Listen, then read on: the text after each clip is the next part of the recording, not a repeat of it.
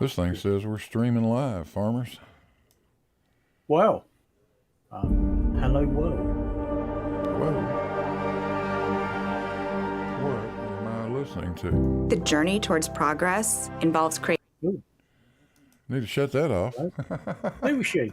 Who let her in? Yeah, I had my channel and my channel on YouTube keyed up, and it came on. Ah. Oh, totally strange. well.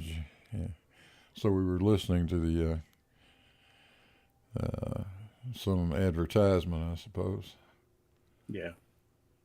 So hello everybody, all two of you concurrently watching. Maybe we'll get some viewers. I don't know. Who knows? No, we up to 4. That's good. Oh, Brenda's there. Yeah, Brenda's out there. I see Brenda. Hello, Brenda. Patio Furniture's out there. Farmers is out there and in here. Well, spread myself about. Yeah. We'll have ourselves a little fun today, perhaps. We shall see.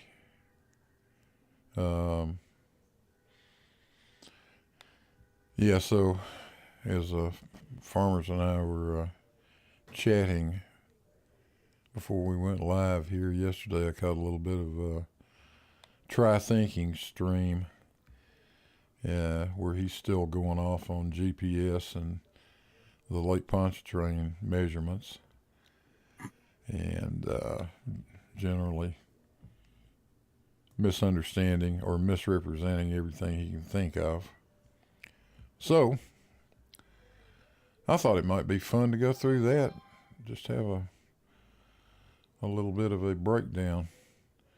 And hello to the Stingray. What's going on, man? Blue, I'm just waiting for my food and thought I would bob in. No. Glad to see you here.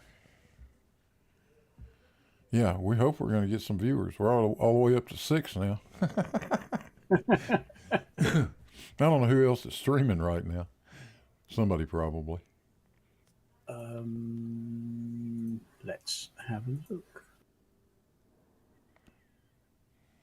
Let's open up another. Yeah, take a look. Sean Hawkins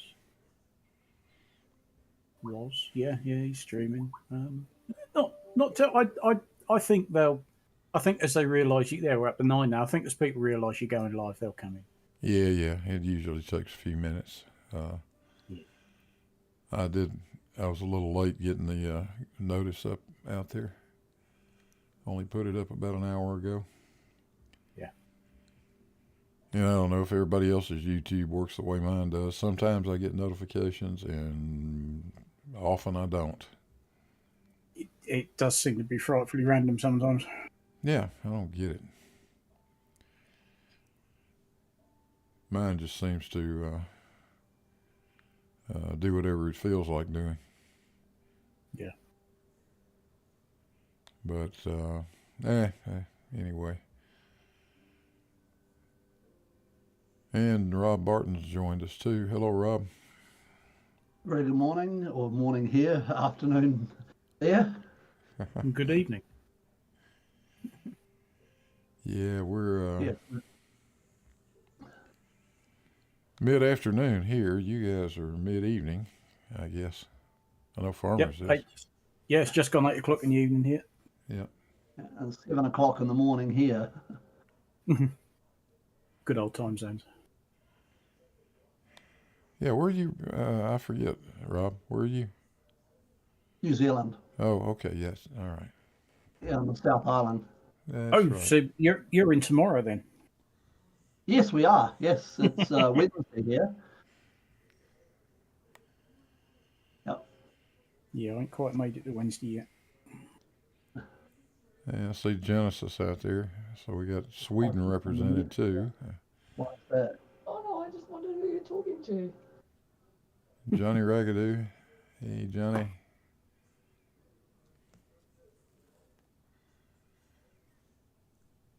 What's going on?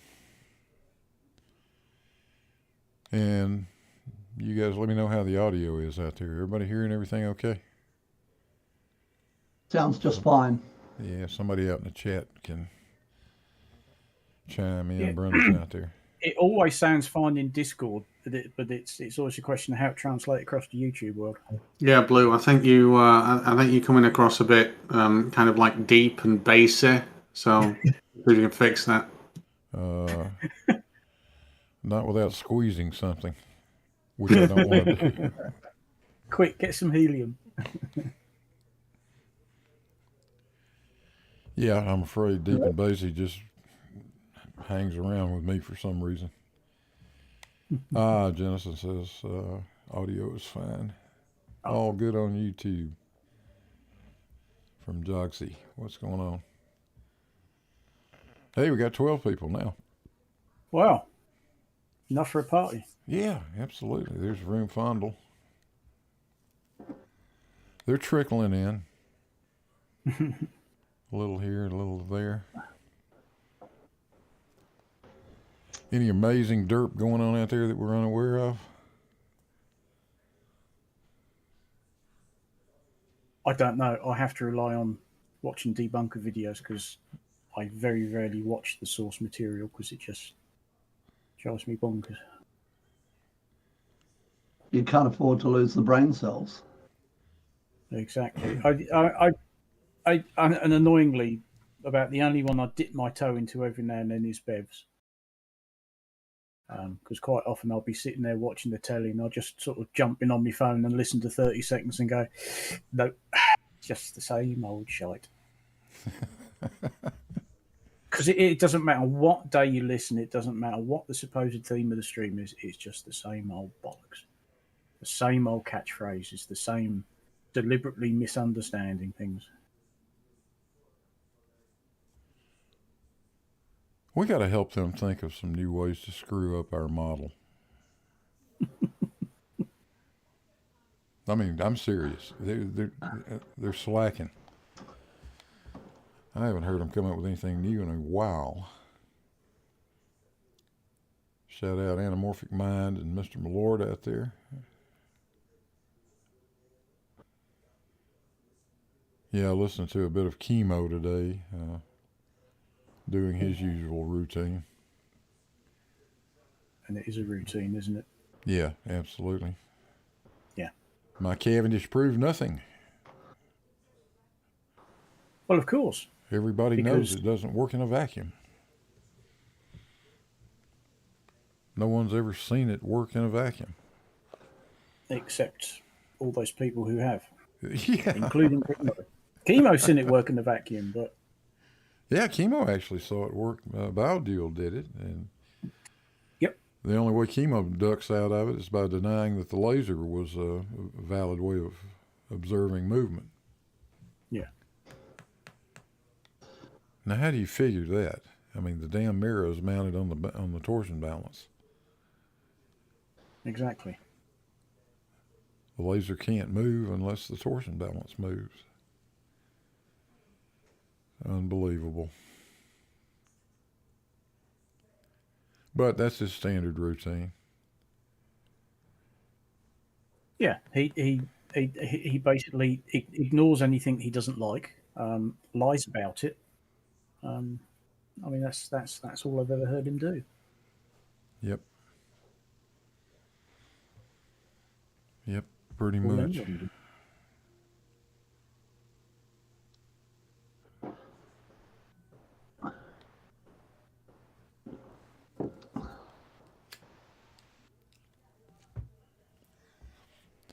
Yeah, we'll wait around for a few minutes and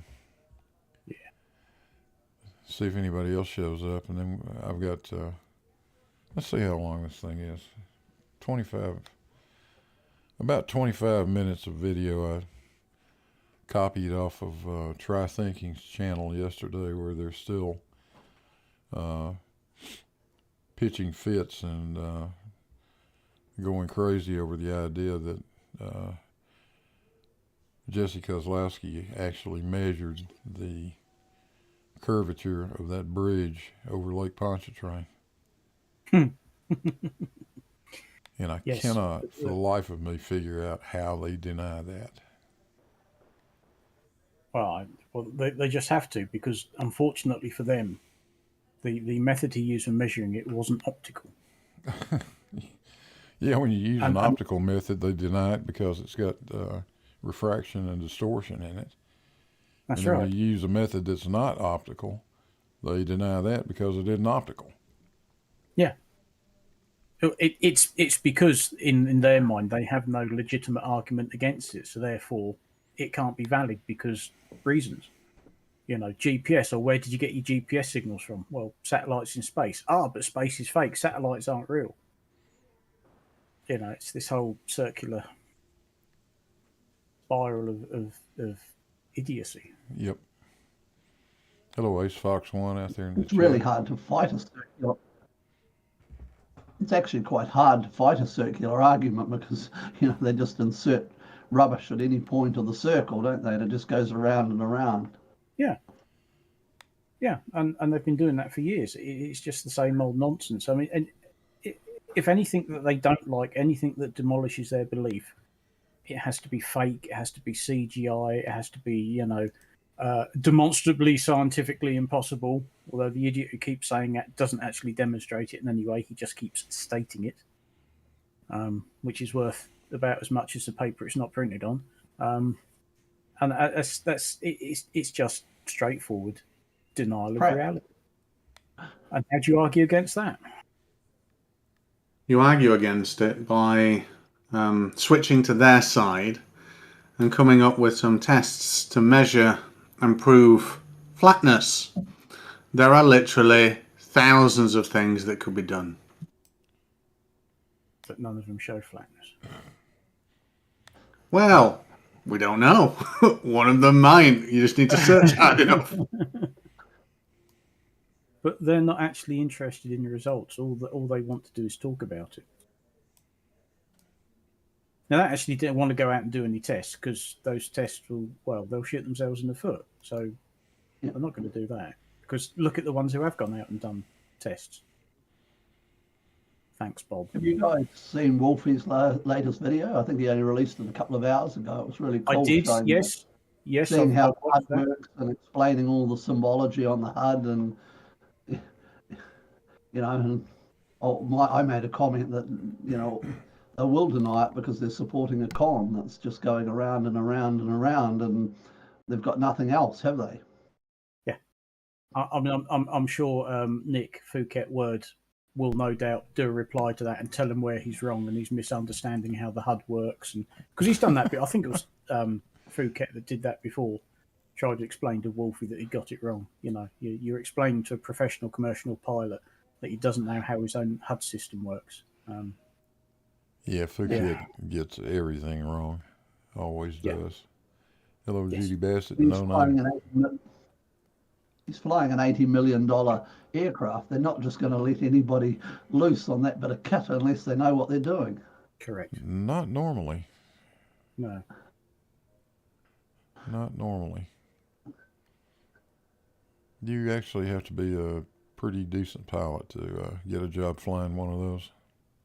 Well, Blue, I hate to disagree with you, but I love to disagree with people. So you obviously have never watched Air Crash Investigation, because I have, and they're up to like season 12 now or something stupid. So I disagree with that last statement. Yeah, I'm not saying a few don't slip through from time to time. That's always possible. But no, for the most part, anybody flying a Global Express is going to be right up there at the top of the heap.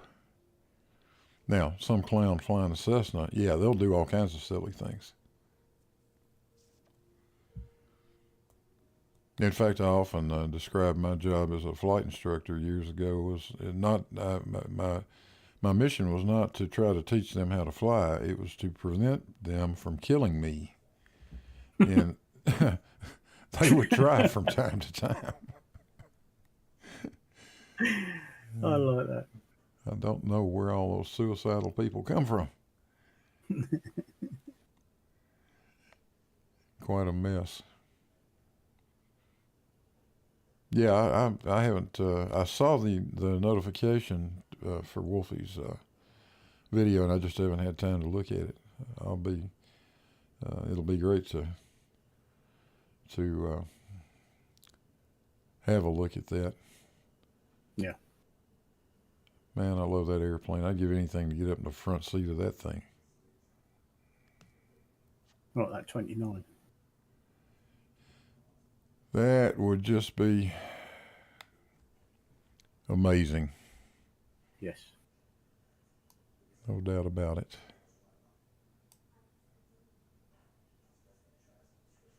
But to remind everybody, this was, 2 or 3 years ago, Jesse Kozlowski went down to New Orleans and took some really high-end GPS equipment, mounted it on the roof of his car, and traversed that causeway both directions several times, collecting GPS data.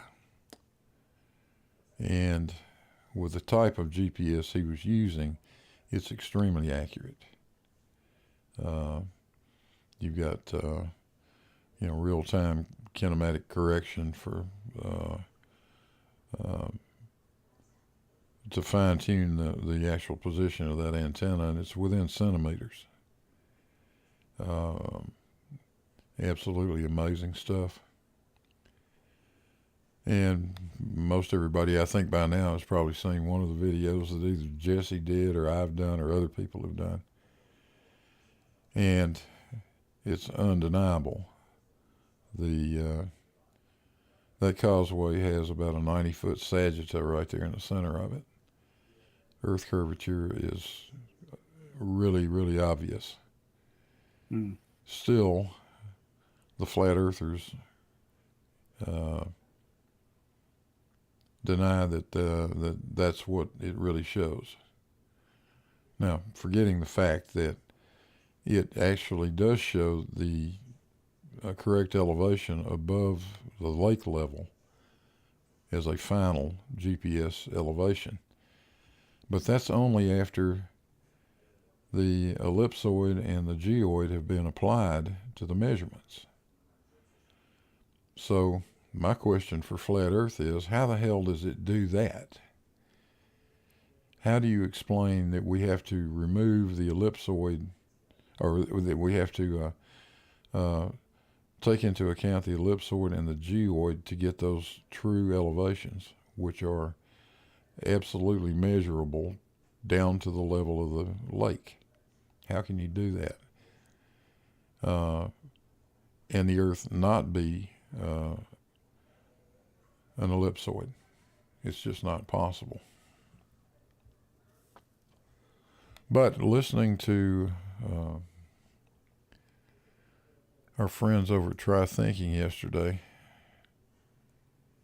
they don't buy any of it, right? So Kel surprise. yeah, let me see if I can get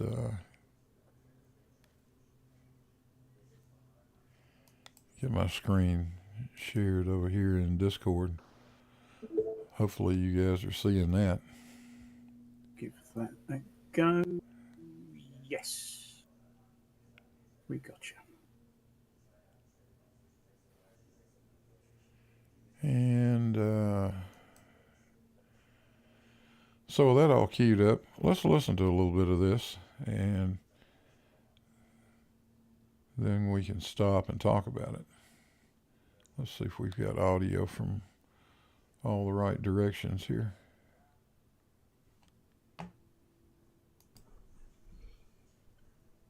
This is a 9-minute clip recorded from Jose's old channel. This channel was recorded off doesn't exist anymore. Download. I'm pasting the link again.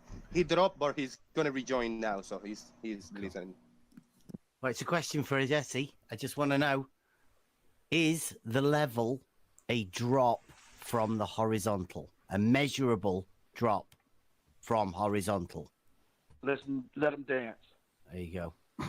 Yeah, Jesse, did you hear that question from Bev? Make sure you're unmuted, Jesse.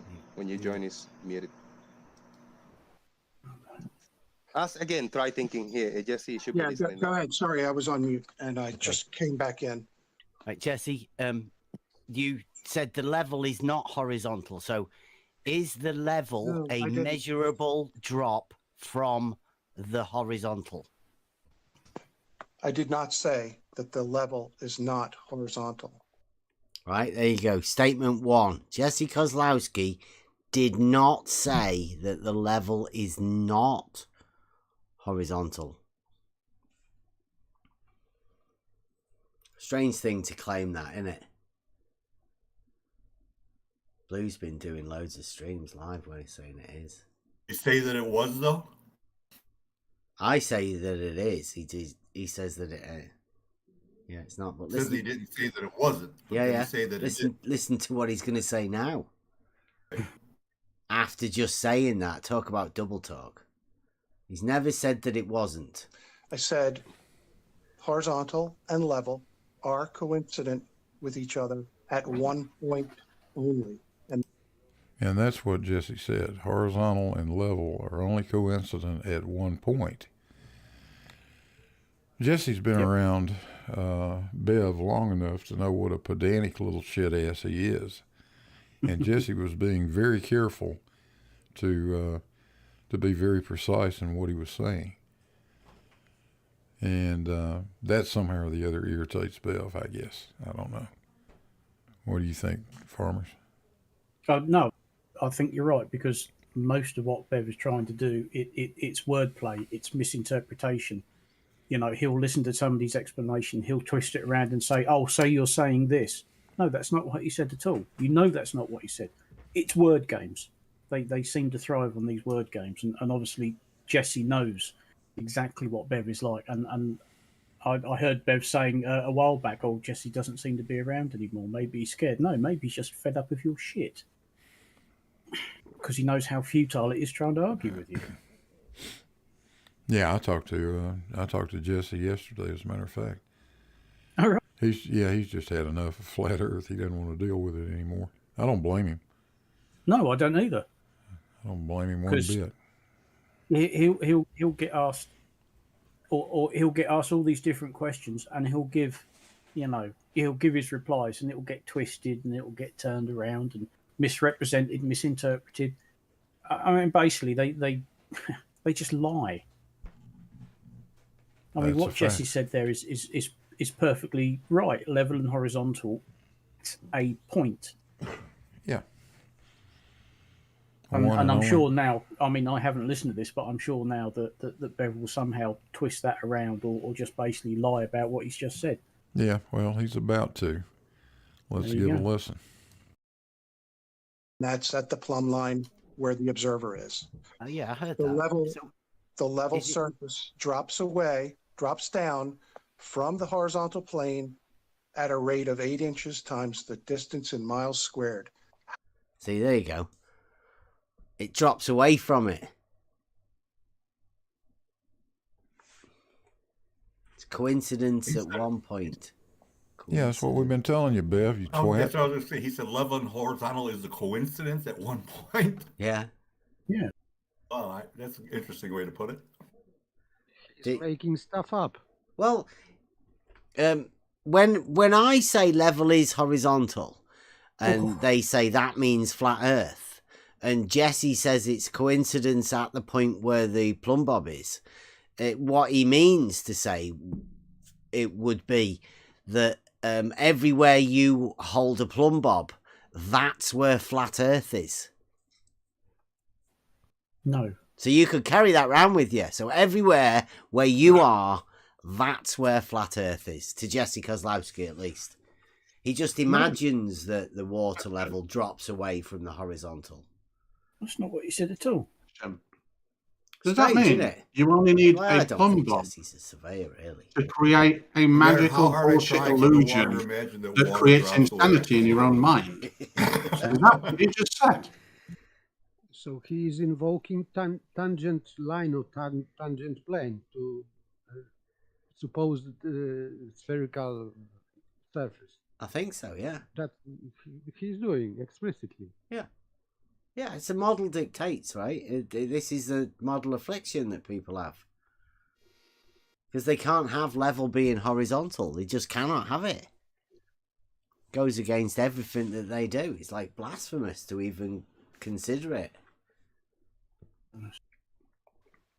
I said horizontal and level are coincident with each other at one point only, and that's at the plumb line where the observer is. Oh yeah, I heard The that. level surface drops down from the horizontal plane at a rate of 8 inches times the distance in miles squared. You notice the way he says drops down? Well, I ain't gonna drop up, is it? Exactly. That was exactly what I thought when Bev said that. Not Of course he once said in drop recorded down. history has anything ever dropped up. He's not saying it's a concave Earth. My God. Of course it drops down. Things don't drop up. Oh dear. Hello to the rumpus. Yeah, just hello, Blue. Yeah, it's just to use the word drop again, isn't it?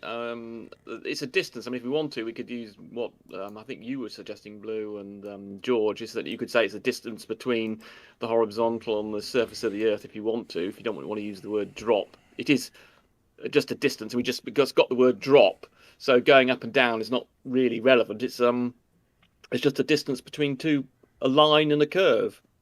Yeah, that's and all also, it is. it's amazing that they just basically think if you can draw. I mean, this is something that Oakley's been doing in the last few months. It is if you can draw a tangent to a curve, suddenly that makes the curve or the surface you're attaching it to flat. I mean, this is where he's going on about you have to use all this flat Earth. He's claiming that all this globe geometry is derived from flat Earth mass because we can draw tangents to things. And Bev has the same problem. The minute you start talking about having tangents to things, suddenly that makes them flat. So a circle, you touch a tangent to it, suddenly becomes flat, does it? No, it's just a tangent. You don't understand what a tangent is, you silly people. Rumpus, have you never played Flat Earth Pool or Flat Earth Bowling? It's amazing. No, I haven't done that. Actually, no, I've played Flat Earth Snooker. Where I get, I've done quite a bit of that. Actually, there's a bit of pool, but yeah, it's so stupid this point that, I mean, normally I think they're just being stupid, but in this case, certainly Oakley and Bev, you think, really, do you not? I mean, how many times do you have to be told that just because? I mean, they don't understand. Well, it's seemingly from what Bev says, he doesn't understand what drop. Though actually, I think in this clip you're about to show, he does actually say. In fact, I think you've just played it. Perhaps I missed a bit. I wasn't listening for a few minutes back. He does actually say, "Can you please tell me how you can? What is the separation between the difference between level and horizontal, which is the thing we've been trying to explain to them?" And actually, this is the first time I've actually heard Bev seemingly understand the concept, but he then obviously in this bit No, here. I'm sure he does understand the concept. This is all just a game to him. Yeah, I am too. I don't think he's half as ignorant as he makes out. It's just a game. Well, okay, this is the first time I think he's actually expressed it correctly, which is the we are trying to say that the horizontal line, a tangent, well, he gets excited about what a tangent is, of course, and the curve of the Earth, and that is drop. And he actually therefore understands what the concept of drop is, rather than him always say, because he always says whenever we talk about drop, for instance, in the rec-top thing we're doing, he thinks, because the water level at the Bedford Canal is only 1.5 meters above sea level, how can you have a drop of 16 feet? Because you'd be going underwater. And that suggests he doesn't understand it. But here, in this clip that you've got from yesterday, he does seem to understand what we're talking about. So probably a slip up on his part then. That's probably a chink in the armour. Yeah, he messes up. So you think he's playing it Go ahead. Once in a while and lets the cat out of the bag. He'll say Yeah, a little too much occasionally, and it becomes clear that he actually does understand. He's just being a denialist. Yeah. Or deceiver. Yeah, I must admit, this evidence. I think you've just played the clip, the crucial bit. I think when I watched it yesterday, he does express it quite clearly that he understands what we're talking about in terms of drop. We're not referring to a change in elevation. We're just referring unless he sort of, he's got some sort of cognitive dissonance, as they classically say. He thinks all's drop normally means a change of elevation, but he did describe it exactly in this clip from about 5 minutes ago. Yeah, that's a giveaway. Yeah. Let's see what other BS he's got. I was going to say, Rumpus, 1.6 meters. That's a heck of a drop round there. Yes, it is. The river, the other side of the field from me, is 22 miles from where it enters the sea. It's at sea level. Wow. Yeah, but and you can tell that because it's tidal.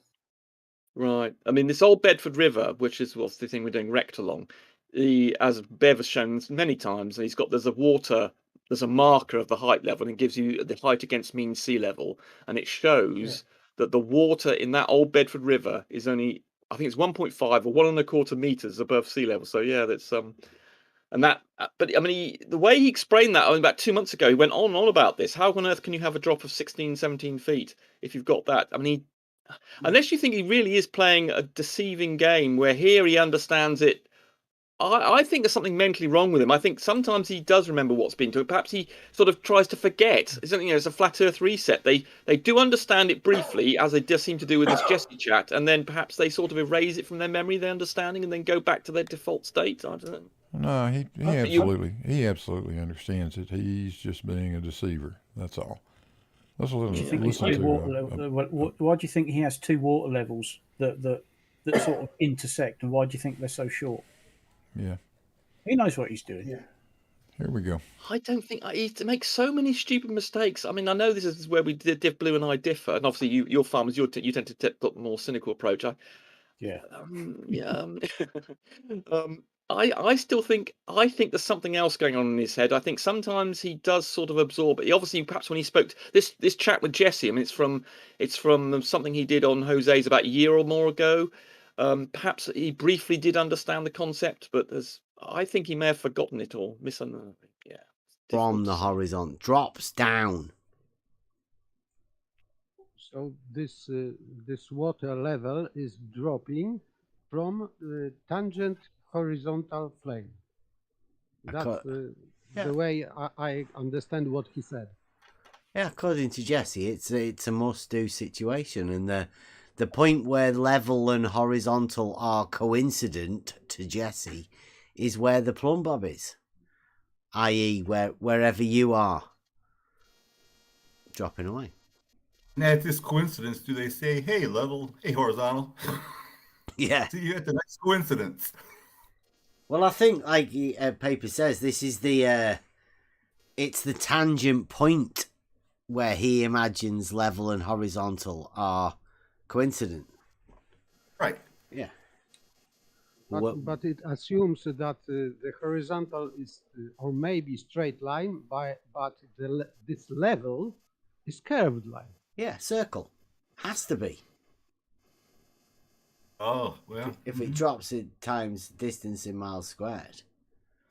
Or, I mean, maybe that is distance in miles squared. That's a 2 points. That's a slope. Isn't it? Drops down on a slope.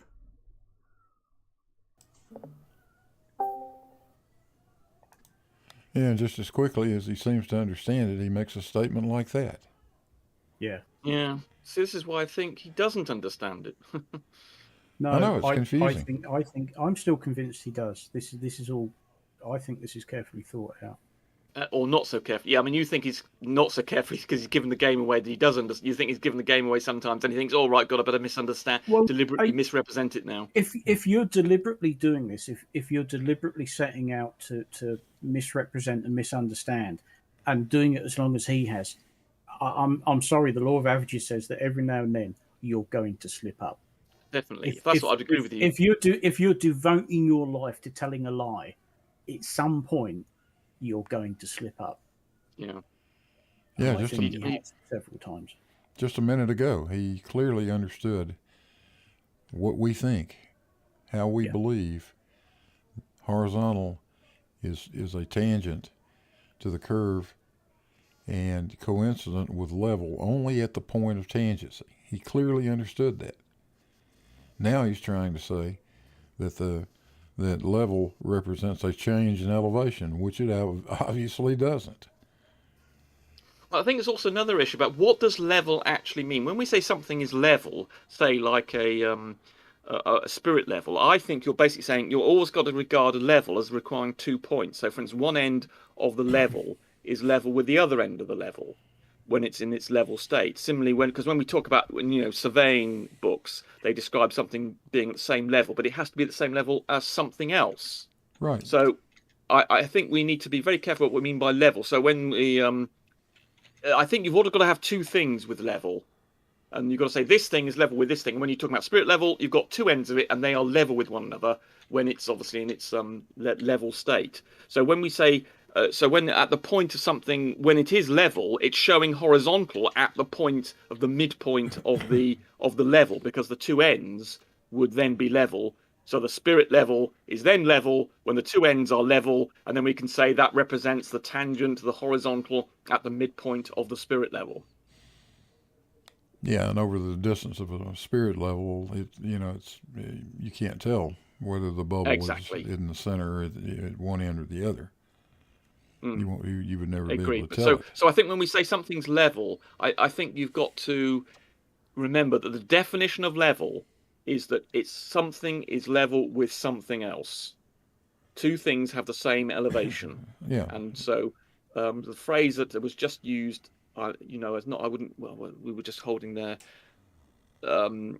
Is not one I would use. It's something is not level at a. In other words, at a point, it's only something, but something's not level unless you've got two things to say. You obviously got a tangent at that point, and then you can say the two ends of whatever stick or whatever it is you've got, the thing you're trying to represent. Then that becomes level when those two ends are level. So, yeah. Yes, I need to sort of. I think, yeah. Anyway. Yeah, and just keeping in mind, in the case of say a water level that's a mile long, it is only. I mean, if you draw a line between the two ends, it's only perpendicular to gravity at the center.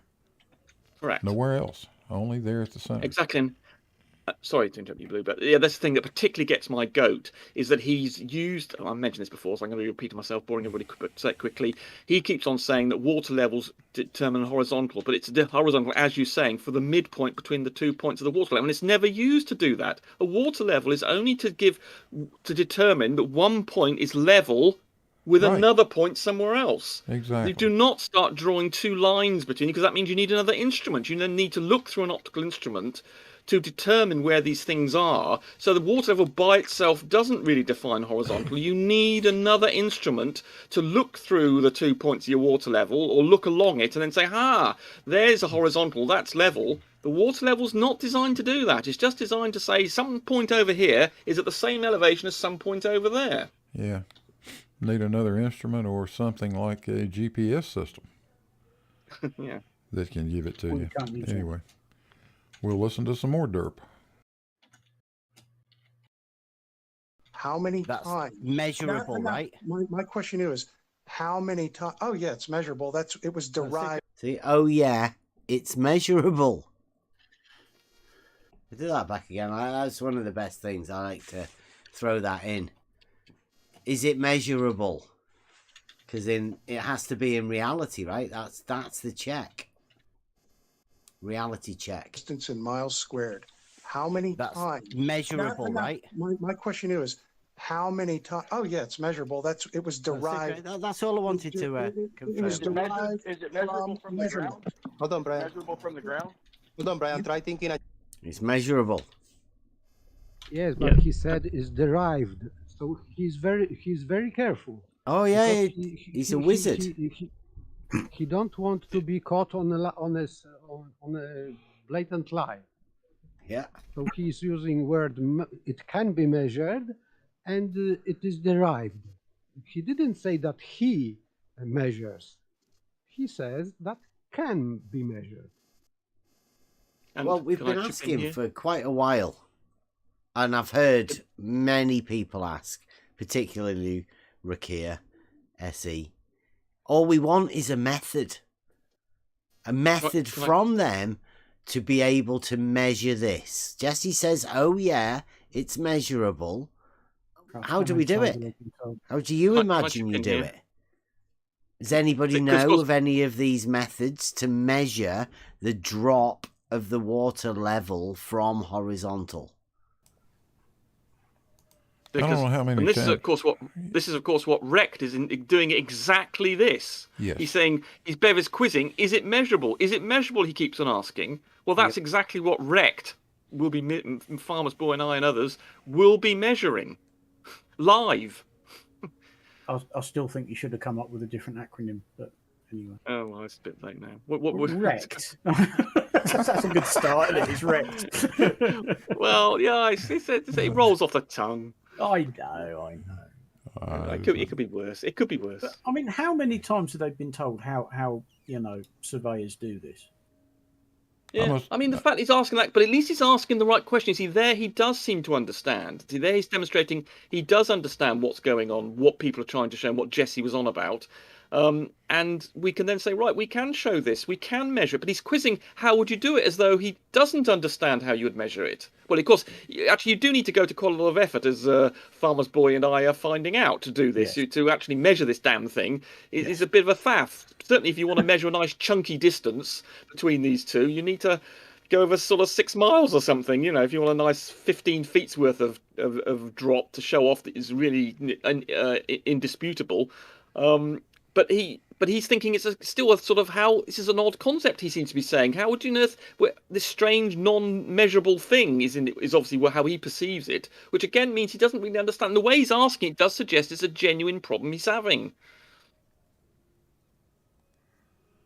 I don't think he's having any problem at all. He's had this explained to him 50 times, 100 times, 200 times. Yeah, but we've done that with all flat earthers, haven't we? We can always explain things to them 50 times or something. They just don't understand. And we've got bloody SE Montreal who talks about this skateboard thing across Lake Pontchartrain and got QE going on about the drop between Alice and Bob and things. They don't understand what drop is. They get confused between that and a change in elevation. They really don't understand. Unless they're doing a superb acting job. It's really very simple. No, there is no way you define an arc with 2 points. You can't do it. You've got to have a third point somewhere, preferably somewhere near the middle. That's handy, yeah. Yeah, that's what will show it. But the alternate way is what you're doing with Recht, Rumpus. That's the alternate method. Rather than do a hump, yeah. Yeah, rather than finding the center point like that, you can just measure the drop if you're going far enough. Yeah, I mean, obviously the thing in preference to the hump is that we can measure a much bigger over the same distance. We get about 17. We should get 17 feet of drop. Hopefully, Farmer's Boy and others in the team will measure that, and that's obviously quite. It would be 1/4 of that would be the hump if you measured it from the middle. And of course, this is the problem that Sly had when he tried to do it. He tried to measure hump, but he was over whatever it was. Is it a mile, kilometre and a half? So it's effectively nearly a mile or something. And he was only going to get 2 inches. And obviously that was another problem that Robotham had. He was trying to measure hump. Well, actually, he did try and measure drop as well. But the trouble is then you get into these, unless you're doing it over a decent distance, the hump is just very difficult to measure. So hence I wanted a big chunky thing to measure, and doing that with drop was the obvious way to do that. Yeah, I don't even like to use the word hump or hoomp. Indeed, yeah. I mean, yeah, it's as Bev says, it's really Sagitta is probably better. Yeah. If you want to call it Sagitta, I'm much happier with that because that's what it is. Yeah, no, I can understand that. Yeah, they go on and on about the hoomp. Yeah, because of course, I mean, hump. The trouble is that these things have multiple meanings. And of course, they can never cope with that. Yeah. A hump, obviously, we tend to think of that as a change in elevation. The hump of those hills or something. Change in elevation. And that's of where course, they go with the hump we're talking about is not a change in elevation. Yeah, that's where they try to take it, though. When you say that, when they talk about a hump, they try to. Well, this is why, of course, Bev says he's not a flat earther. It's an he's saying, well, is elevation the topography flat? No. It's not an elevation change.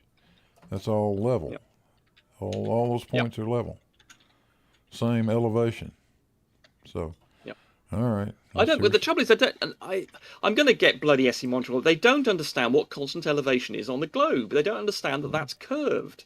Even now, even though, I mean, well, that's apparently their position. But I mean, you say that Bev might be trying to see. But the trouble is that panel of Bevites, they all say and mouth the same thing, and they say it emphatically. So they're all either all acting, which I just don't think is possible, or they're all misunderstanding it. Because they haven't had it beaten into them. I think you've got a mix of characters there. I don't think Bev's the only one who knows what he's doing. I think there are others, but I think there's also quite a few who are, I suspect, as genuinely dumb as they come across, and have just swallowed it. SE for one of them. SE, I suspect he has Velcro on his shoes. Well, yeah. And as I say, I think it's possibly with Bev. Sometimes he does understand the concepts, and sometimes he doesn't. Like, and he seems to have terrible memory problems. And unless this is all part of the, getting tripped up by lying. I mean, I asked him 30 times whether he understood that on a globe model, down was towards the centre of the Earth, and he wouldn't answer me. And then 2 days later, he claimed he had, even though I emphatically beat. He said, "Why didn't you answer that? Whether you understand this?" And then 2 days later, he claimed he had, and it was so obviously he hadn't. Just ask him what the shape of the Earth is, and you'll see straight away how dishonest he is, because he won't give you an answer. I agree with you. He does try and deceive as well. The question is he a deceiver and stupid, or is he a deceiver or stupid? Well, unfortunately, my training and experience is not in psychiatry and what have you, so I couldn't tell you. I know where my suspicions lie, though. But then again, I think you're a bit of a cynic, aren't you, farmers, generally? Some might say that, yes. Yeah, let's hear some more. Let's have some more shite. I mean, dirt. It doesn't do it. It's just not possible. Jesse had something going here. You can measure this. Have you tried measuring this? There you go. Double down. You can measure this. Have you tried measuring this? The water level dropping in the distance. Yeah, so you are saying that a water level drops away from the actual level. When you set up an auto level. No, I didn't say they're that. different, aren't they? No, not really. Aha, see? Now George comes in. Well done, George. We can remember this. So now I've just pointed out that a level, auto level, is a tool that establishes a horizontal. So that would be the tool that you have to get the water level to drop away from. Did you hear the pause? I'll do it again. Yes. Level, when you set up an auto level. No, I didn't say they're that. different, aren't they? No, not really. The level and the level, when you say an auto level and a water level, globe model dictates, globe affliction says they're not the same. There has to be a difference.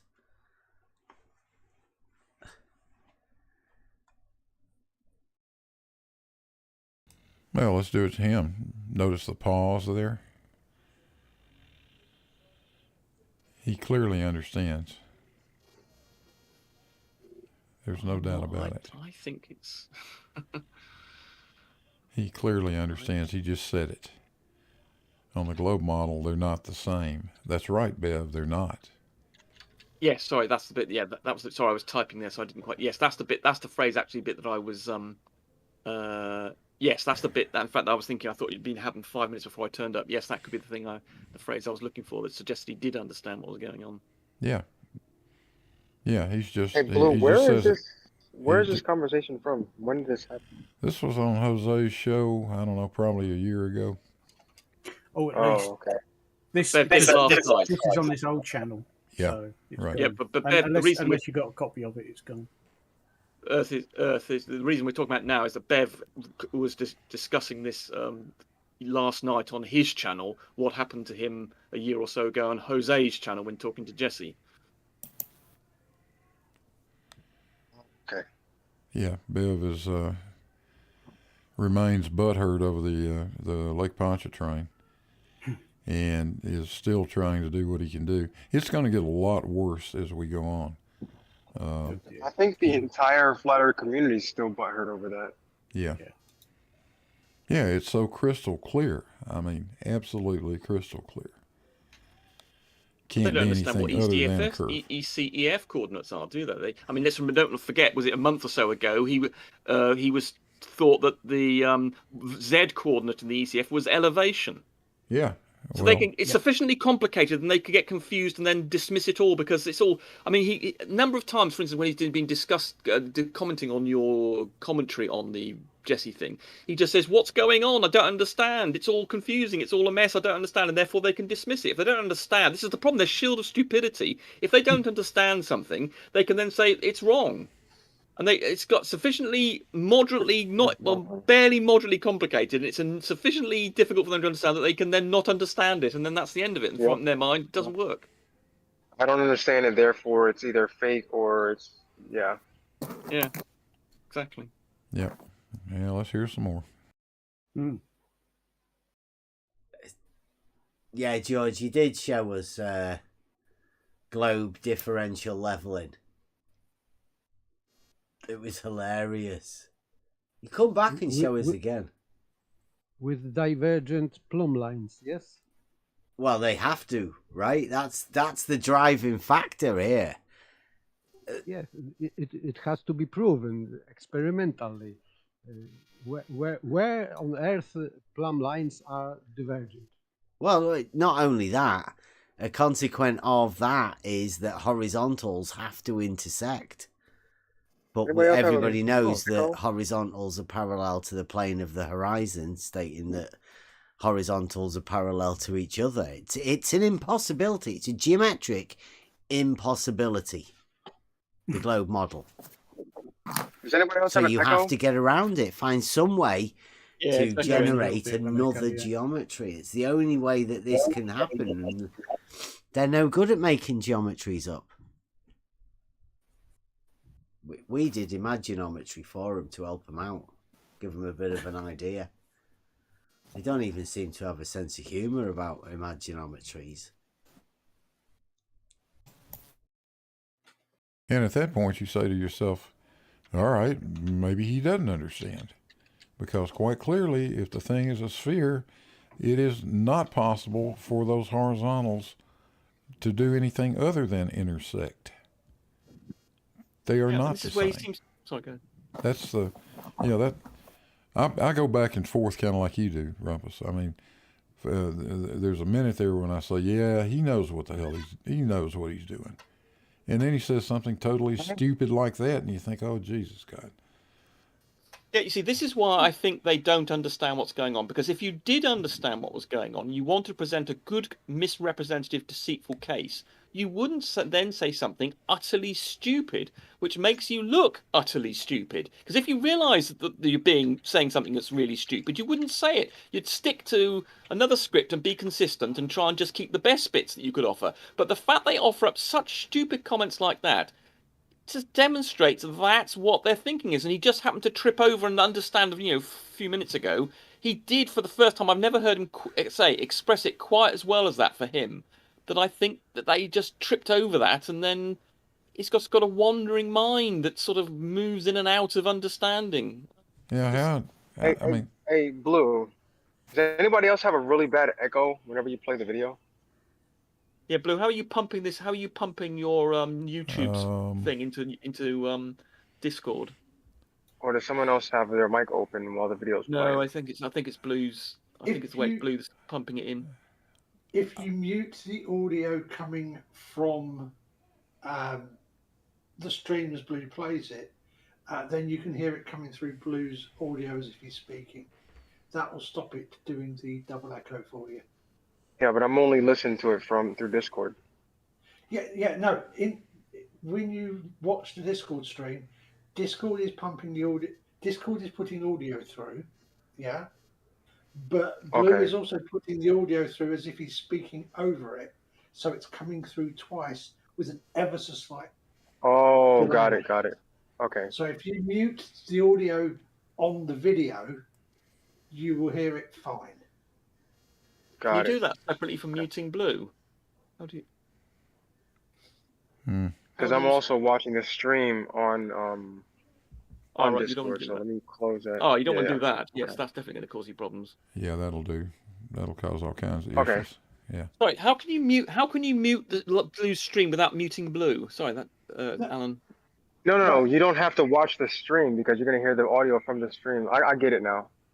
Yeah, you just mute the when you're looking at what Blue is presenting live. There's audio from it. Well, you can mute that because Blue is also putting that audio through his microphone. Yes, indeed. Sorry, I'm being a bit stupid here. How do you mute the stream? How do I mute the stream? I'm Just watching. close it. No. There's a mute. There's a volume control with a mute option. Where's that gone? Oh, there we go. Yes, right. Okay. Bottom Sorry. right corner if you got it full screen. Yes, I had it. Yes, you're right. Yes, I did. Yes, that's right. I couldn't. That's right.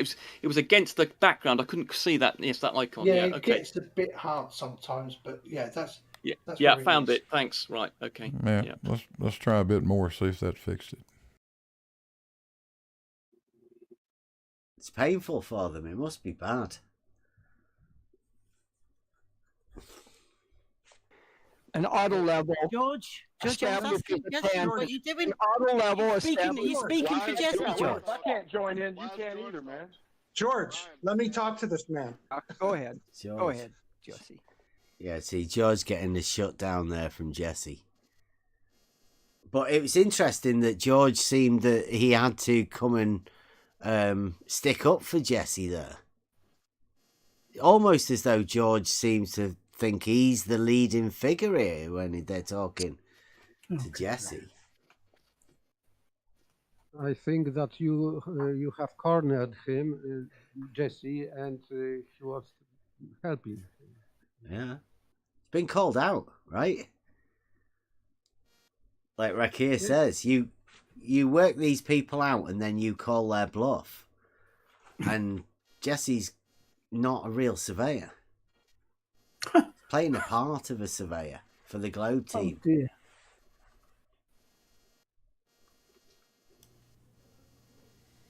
George says, look, George has said it again. In the chat here, George says in the YouTube, Bev has a terrible memory. I have told him how to measure a water level dropping from a tangent line. Set from the observer.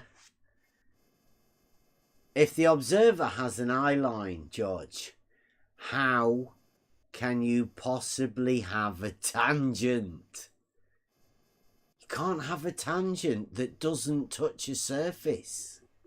It's not possible.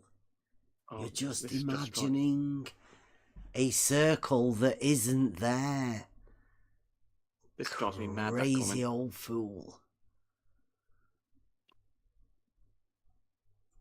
Crazy George.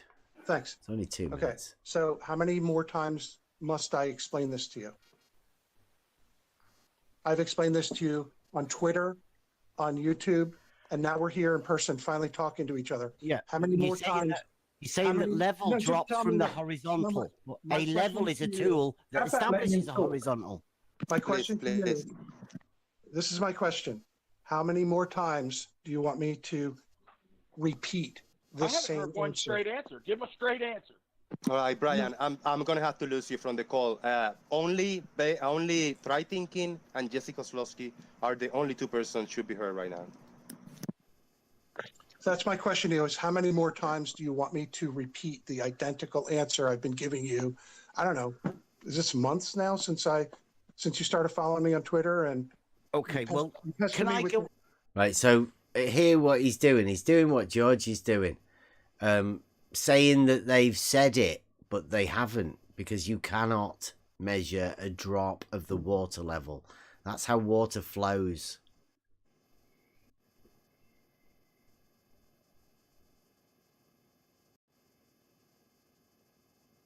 Well, that's rather incredible. It is that he doesn't understand that when people like George are talking about a tangent, he doesn't mean to say it's a tangent that's actually touching the surface of God knows where that is, of course, where you define the Earth is touching. We're talking about something that's parallel to a Right. tangent, and we're just giving them that's effectively a tangent. The orientation of that line is the same as a tangent. That's what George means by a tangent. And then Bev leaps into this. it's not touching the surface. You stupid dickhead! It's parallel to the tangent. Oh, That's what we all mean when we say that. That's what we're always talking about. yeah. I mean, Nobody Jesus puts their telescope down on the frigging dirt. And honestly, which part are you talking about being tangent to? The ellipsoid or tangent to the geoid? They're all different things. Yeah, You're of just course, when talking you're about a using an line auto level, you are in effect a tangent to the geoid at that point. Or parallel to the obviously- geoid. Yeah, you can be tangent to the, or parallel to a tangent to the geoid at 10,000 feet elevation if you want to be. Yeah, That's I mean, fine. how can he have? This is a guy who claims to, well, he waffles on about geometry periodically, claims to know about Euclid, and yet does seems to have a great problem in understanding that. Obviously, for us, it's just shorthand. Yeah, it's parallel to the tangent. It's effectively, it's the only thing about it. A tangent doesn't have a particular location in effect in space. It's the equation for a tangent just has an orientation, and that's. So there's no difference between. It's just parallel. Jesus Christ! I mean, try and make a meal out of this, as though George is talking bollocks, is just an extreme. You see, there again, he's demonstrating he doesn't have basic understanding of geometry or logic, and this is why I think he's getting things wrong. Well, one thing I don't want to get lost. I don't want to get lost in all of this. Is that accusation that Bev just made that Jesse is not a real surveyor? Oh, Yes. Jesse is a registered professional land surveyor. You can. I mean, his license is a matter of public record. I've seen it. Anybody can go look at it. That is ridiculous. Bev goes and waves around what basically amounts to a high school report card, and claims to be a surveyor on the basis of that. And then has the temerity to criticize a guy who is actually a licensed professional land surveyor. You hear me, Bev? I know you're listening. You hear me? The man actually has those credentials. You have exactly the square root of fuck all.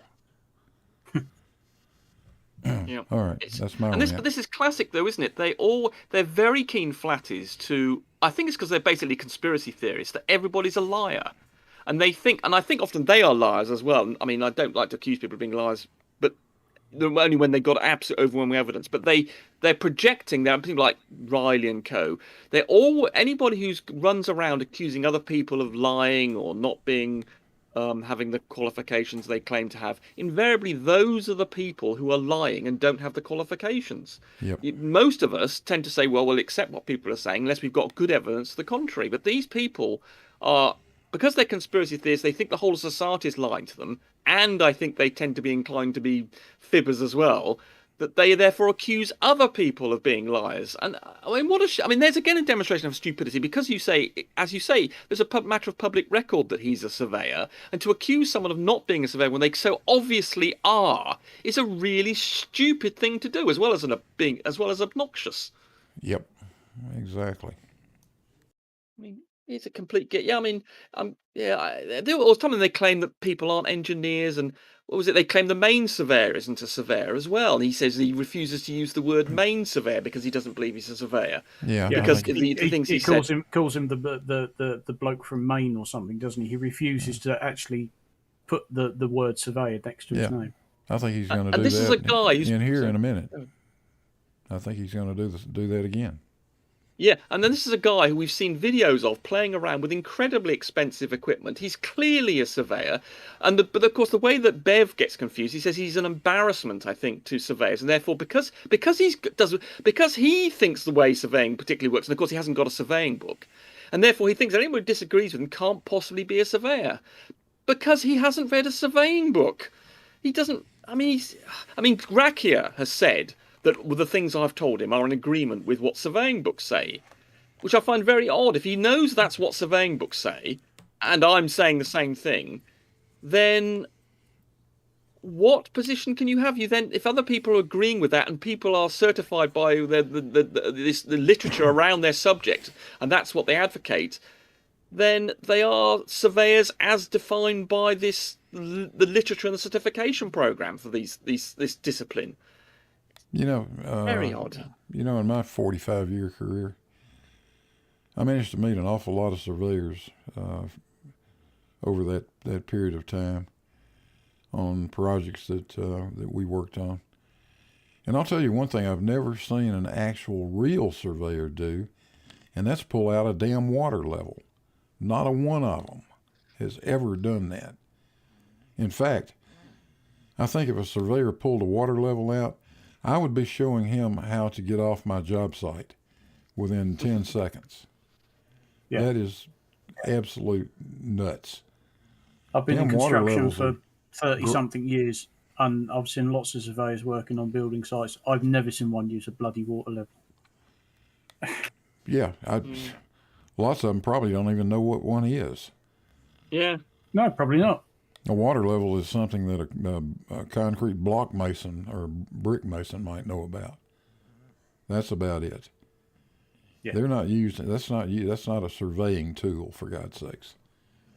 Anyway, Well, it's really accurate. I mean, they'll give you probably more accuracy if you wanted to know whether something is level 100 meters away. You can get these little things with these micrometer things on them, and they are incredibly accurate. But you're not going to be dragging one of those around a surveying site. It would take you, tens of minutes just to get one into position. You fill it with water, you'd be dragging it around, people be tripping over it. That's not something you would use on a site. Nobody does. Never. Let's hear some more stuff. It's ridiculous to think that it could be anything other than that, but globe model dictates. Can I go over it then and tell you what I understand, and you can just confirm or deny it, right? Just to make sure. You're saying that you can set up a level. No, I just asked you a question. I'm asking you this. How many more times are you going to ask Just me this one.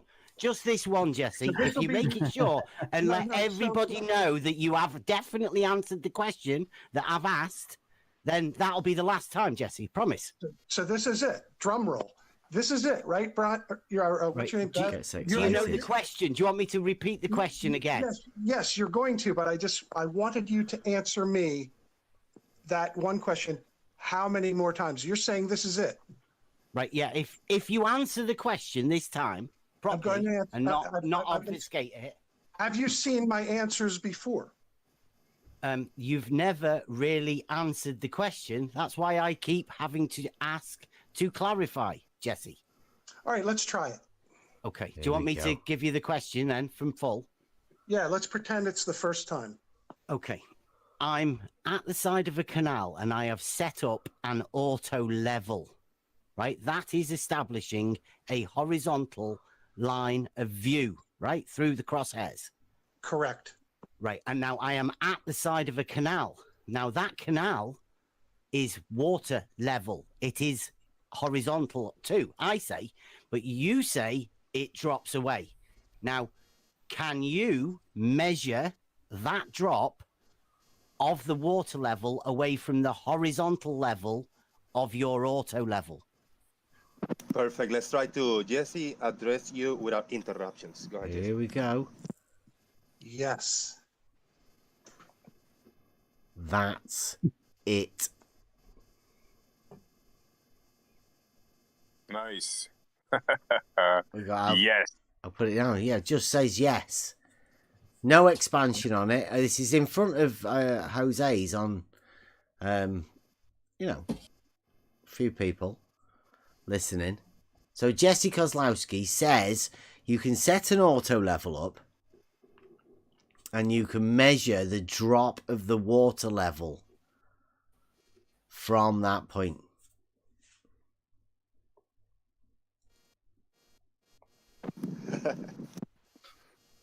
That's pretty clear. Can you do it? Well, actually, he could be misunderstanding it as an elevation change. Even now, he could. he could be misunderstanding what drop means. But of course, that's what this is exactly what Rect is doing. Exactly this very thing. This is exactly what we're doing. So yeah, I think Jesse's answer was brilliant. Can you measure? It's a simple question. Can you measure the drop? Yes. It's a bit of a fiddle. That seemed to have totally stumped Bev, that he can rattle out such a long-winded question, and Jesse can go, yes. What more do you need? He asked a relatively straightforward question, and he gave him a very straightforward answer. Yes, you can. Yeah, you ask a Well, yes or obviously, he no wanted question. to know how you would do it. He obviously wanted to know how you would do it, and of course, as we know, farmers, it is moderately involved. Yes, but Bev is entirely aware of how you would do it, which is why Is he? Yes, he is, which is why he's not doing it. Which is why when he did his experiment, that only people in this Discord server could actually witness live at the time, which is why he had two very short water levels that overlapped each other, and why he didn't view from one end down to the other, because he knows what it will show. That's why he doesn't do it. Right. Exactly right. That gives the game away. He knows what he's doing. He knows he's playing a game. Well, he has claimed I think it was something about 2 months ago, that he felt that as the distance increases, something happens optically, and that the drop that he possibly is aware of, but I'm still not sure that he is, because remember, he has asked me whether or not he was at that when we saw him in action at Bedford Levels. He was looking through an auto level at it, and the question is he aware that distant thing he could see some drop or not? I suspect he wasn't. Well, I don't know, but I've forgotten what my point was now. But the point is, I don't think he believe. I'm not sure he has seen it. Basically, I suppose is my point, and recognizing what the drop is, because of course to establish that in our in the Bedford level situation, you have to recognize where the graticule in your auto level is and what the thing is you're looking at and whether one is above the other. Unless you do something like we're doing with the putting up our target, you don't quite know where that is relative to the water level.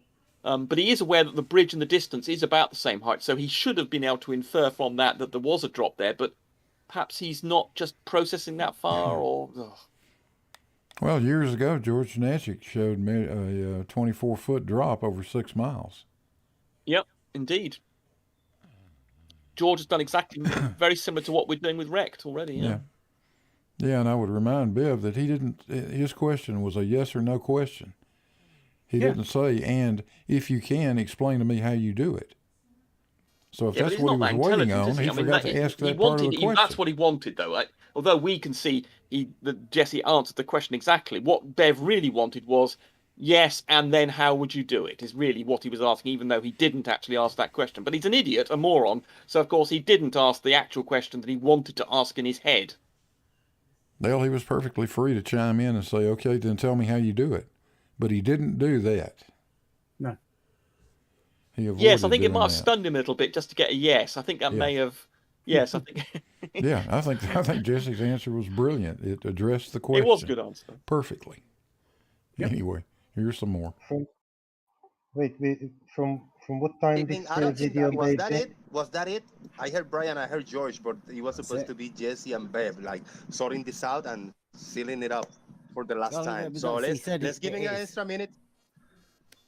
So you say it can be measured. What sort of distance can it be measured at, please? What distance would you like to try to measure it at? I don't know. I'm asking you, what distance can you measure it at? All of these people around here are thinking you can do it. So tell these people at what distance you can measure the drop of the water level from the auto level, please. Have you not seen the work that I have done showing that? Because I have done this very thing. Did you see it? He's done it. Jesse Kozlowski's measured the drop of the water level. You know, there's another guy who said this as well, Bob, the science guy, and I called him a liar. said, no, you haven't. That's after a bit.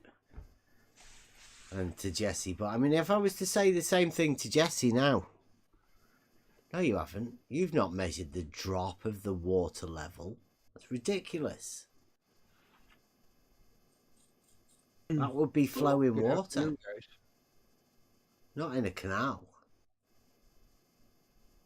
Measured the drop of the water level from horizontal. Correct. Oh, well, there we go. I'll put that back again. You measure it at. All of these people around here are thinking you can do it. So tell these people at what distance you can measure the drop of the water level from the auto level, please. Have you not seen the work that I have done showing that? Because I have done this very thing. Did you see it? You've measured the drop of the water level from horizontal. Correct. Oh, well, where is that? Is that the one where you looked across the lake at like half a mile? I've done two of the different lake tests. That's correct. Right. It might be where Bob did it. That's Bob the science guy, or Research Flat Moon went into his back garden with his auto level with fancy pattern flashing lights on it and tried to do the same thing that Jesse did. And then he came and told us that he'd measured the drop of the water level, and I called him a liar. Well, you never have to worry about calling someone that says that a liar. But is he doing a physical measurement, or is this an optical drop? Well, if you're using an auto level, you have to have a measuring rod.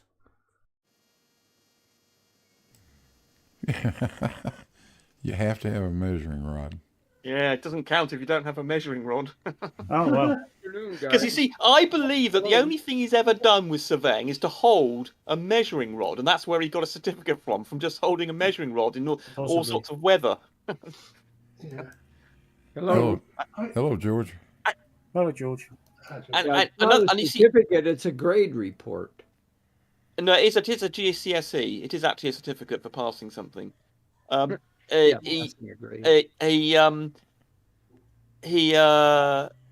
I was about to make an important point, and now I've had to think about something else. Yes, I don't think. You see, I may revise my opinion what I said about 10 minutes ago. I'm not sure he does understand what we mean by drop. I think he thinks that Jess is saying there'll be a drop in elevation. I don't think he's using drop. The case. That's always been the case with Bev. He always but I thought earlier elevation change. Indeed, but earlier we were sort of Blue Iron Farmers were agreeing that he understood what we meant by drop, and we were sort of coming together thinking he had understood it for once. But now I'm beginning to think he doesn't again. But he equates it to elevation. I don't know why you guys keep bothering with Bev. I mean, he's so incredibly stupid. Jesus. Well, Blue's trying to rectify an insult that he made. He claimed that Jesse wasn't a surveyor. So the main reason I think Blue's doing this thing is to sort of rebut. Yes, he's a surveyor. He's a certified land surveyor and geodetic surveyor. He's a professional. He teaches other surveyors. He makes videos, teaching videos for the company he works for. Yeah, we know this, but I think Blue wants to make this absolutely clear to the community around us that Bev is a complete wanker and that Jesse's a accredited surveyor. Yeah, but the thing is you're never going to get anywhere with Bev because he doesn't believe that you can measure the drop of water level from one end to the other. He thinks it's impossible, so you're never going to get through to him. Well, this is George. When you come over to do Rect, hopefully we'll be able to give him a visual representation of this drop. And say, look, there you are, 16 feet of it, mate, because he was just disputing. Because he just said it was ridiculous. He just said possibly just before you came in. He's always saying it's ridiculous. I did it 3 years ago. Walter Gislin has well documented it, and they still don't get it. Jesus. Yeah, you did indeed, George. Yeah. But Jesse's done it over a 1 mile lake. Yeah, but that's too small. The results you get are too small for them to accept it. You need to get the sort of distances you and I are trying to get, or you got, and I'm hoping to get. Of a good few tens of feet, and then say, look, there you are, there's 15, 20 odd feet of drop there, mate, look at that. That's not some sort of optical error, some marginal sort of instrumentation error or something. There's a good solid human scale drop of the curvature of the earth. Yeah, but they don't believe in average either. Either Rakia, you know, I did observations over 120 days over that winter, and the drop is very real. You can't account for it using refraction. You look at the data and how it clusters, and when you back out refraction, there's still a gap between the tangent and the target that you can't account for any other way than Earth curvature. Oh, by the way, George, you probably missed the bit about 10 minutes ago where this thing that Blue is showing is from yesterday. That Bev, of course you were on there. He was abusing you by saying you'd called it as being parallel when it was a tangent, and he was thinking, how can you have a tangent as in sort of an auto level or something when it's not touching the ground? Of course, because he doesn't understand that the auto levels horizontal is a tangent, is a parallel to a tangent to the Earth, and he was slagging you off, and we were just sort of saying, "Oh, what a stupid moron." Oh, well, I missed that. I just came in about 5 minutes ago. I've been sandbagging. We're got flooding conditions here. Anyway, we defended your honor anyway, George. So we gave him a good bollocking for that. Yeah. Yeah. Well, you know, there's no point to it. It just Bev is never going to get it. I mean, he's so incredibly stupid. Yeah. Well, I think the. I'm not trying to get anywhere with Bev. I'm just trying to show him up to be the liar and the deceiver that he is. That's all. Nothing more. Yeah, well, he is. I mean, it's hard to differentiate. Is he truly lying, or is he just so incredibly stupid? He just says ridiculous things that seems to be a lie. Yeah, this is the question, isn't it, really? Yeah. We differ somewhat in our opinions on that, but yeah, I've yet to change mine. Bev knows. I put in for stupidity rather than lying. Bev knows what our model is. He knows what it says. He knows how it works. He just chooses to lie about it. That's all. But Blue, don't you accept that he could have been referring, in that last clip you were just playing, he could have been referring to drop as in he thinks we're claiming that there's a change in elevation. This is what he's always said previously when we've got this dilemma, and it's the same with SE Montreal, that we've got this dilemma where everything is dropping and changing in elevation, and the change in elevation you have in your videos, he was claiming he thought you were claiming. So I think when he used the word, it seemed as though he understood what the difference between what our drop we're referring to, i.e. the difference between horizontal and level, but he might be thinking we're arguing there is actually a change in elevation. So I may go back on what I was saying earlier, where I thought he understood what we're saying by drop. I'm going to think actually he's not understood what we mean by drop. Because he is deliberately not trying to understand it. I mean, I can explain this thing to a 6th grader and they're going to understand. SE Montreal and Bev have perennially avoided trying to understand what a tangent to the Earth is and what we mean by drop, which is the gap or the distance between the tangent line and the surface of the Earth. You know, and sometimes they equate drop as being falling. And it's not falling, it's just measuring the distance, the gap between a tangent line and the surface of the Earth at some point. It's just easier to say drop than it is to say all those other words, George. That's all. Yes, I know, but they deliberately misconstrue and, attach other meaning to the word drop. That's where the line. Of course, part drop. comes Most people, like I said, I could explain it to a 6th grader, and they'll understand what we mean by the term drop. But the trouble is, it is used to refer to a change in elevation, so you can say there's a drop in elevation. So unfortunately, we're using the same word that's also used for change in elevation, and I think Bev always understands it to mean a change in elevation. No, if he does, from what he time needs to get his hearing video tested because of Bev? It's been explained to him 100 times. Yeah, we know. Well, that shield of stupidity, I'm afraid, Blue, is pretty invulnerable. And thick. Yeah. Are you saying something, Shaky? Yeah, from what time this video of Bev? Not the call, the video. The video that Bev is playing is from about a year ago, I think. Well, but he broadcast it yesterday, Chai. Yeah. Well, he since pictured, witnessed the drop himself It's on film. Everyone saw it. There's no point talking even about it. If Bev don't see the drop in his old on auto level, that's his problem. Which video you were talking about of his? It's not a video, it's a picture. Which picture are you talking about of his? The picture he took of the Blackpool? The famous Blackpool Tower, yeah. Yeah.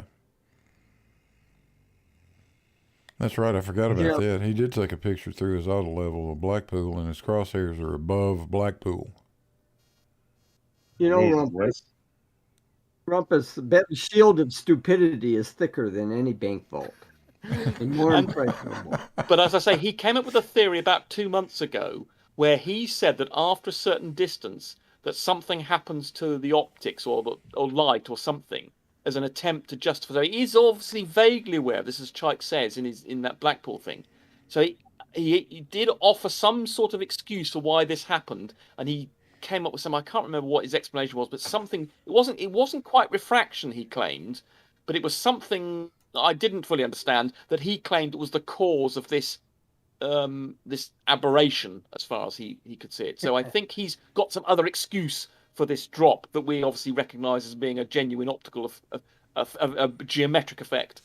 Yeah, the aberration he refers to, we attribute it to a spherical planet. Yes, it's just optical evidence of a globe. Yeah. Yeah, that's exactly right. Want to listen to some more of it? We don't have a lot left. Well, anyway, enjoy, guys. I'll catch you later. I was just taking a little break from Sandbag. I go back at it. Catch you later. Okay, Bye, George. Exactly. Right? It's a measurement. That's why I said, can you measure it? And he says, yes, you can. Wow. See, the Globers have been missing out. They should be bringing Jesse back again. Does it drop from both sides? Is it like a relative drop from your position? I think you just figured this out. I have been telling you that it occurs from your observation point. So if you're on the North Shore, that's not what horizontal does, though, is it, Jesse? That's not. No. If you're on the North Shore looking toward the South Shore, the horizontal crosshair will extend out into the distance. And if you look at the picture, you know what? I'll show. You want to look at a link here? I'll show you something. While we're on this, why don't we just conclude it? Just give me a second. So, again, Jesse Kozlowski says that it drops from both sides. I mean, do you think he's a real surveyor? No chance in hell. Do you think you could have horizontal that's different at both sides of a lake? No chance in hell. It's crazy, isn't it? Doesn't he sound familiar, though? You don't think? This little bit. South Shore, the horizontal crosshair will extend out into the distance. And if you look at the picture, you know what? I'll show. You want to look at a link here? I'll show you something. While we're on this, why don't we just conclude it? Just give me a second. Jesse, you know you can share your screen, right? Not on the computer I'm on, and I'm using my phone to talk to you guys. So give me a second. Bev, I'm next. As a surveyor, just a minute, Bri. As a surveyor, Jesse, do you not consider a water level as a tool for establishing a horizontal plane of reference? Then, are you talking about? I can't ever remember my own password. Are you talking about a water level being the tubes of water? Just tube. Yeah, just a tube filled with water. Yeah. You know what they use them for, like local construction projects. You know, they don't measure miles and miles and miles with those, right? Well, I mean, like a canal's like a big one of them, really, isn't it? No. It's just a big trough filled with water, right? It's not the same as a cube filled with water. Farmers Boy, did you say they're curved? You understand it's not the same as a cube used over 20 meters. You're all jumping in to help him. Is it? No, I'm not helping anyone. It was just a comment. Yeah, canal's curved. Hey, Jose. Farmers Boy. Saying canals curved. Help him. Is it? No, I'm not helping anyone. It was just a comment. Yeah, canal's curved. Hey, Jose, before he drops, can I ask him one question? Jesse might not be trained for this sort of stuff. He's trying to share a link so we can get this presented. Yeah, I was just trying to help out Guy thinking. I was trying to help him out by making the observation. Yeah, but that's not gonna fly easy. That's not gonna fly well. Ken, what the hell? Don't do that, man. Oh, scary. Put a top on. That guy's cursed. All right, let me Yeah, Terse B. Yeah, Scottish guy. Yeah. Send my set up an auto theodolite on the Who's hot micing? Oh, it's Jesse. It's really windy. Sorry, is it mine? I'm not sure. Somebody is like a hot mic. Zenith angle. There you go. We're presenting this. No, it wasn't you, Jesse. It was a video. The background. Okay, let me. All right, that's that. So yeah, that's my conversation with Jesse Kozlowski.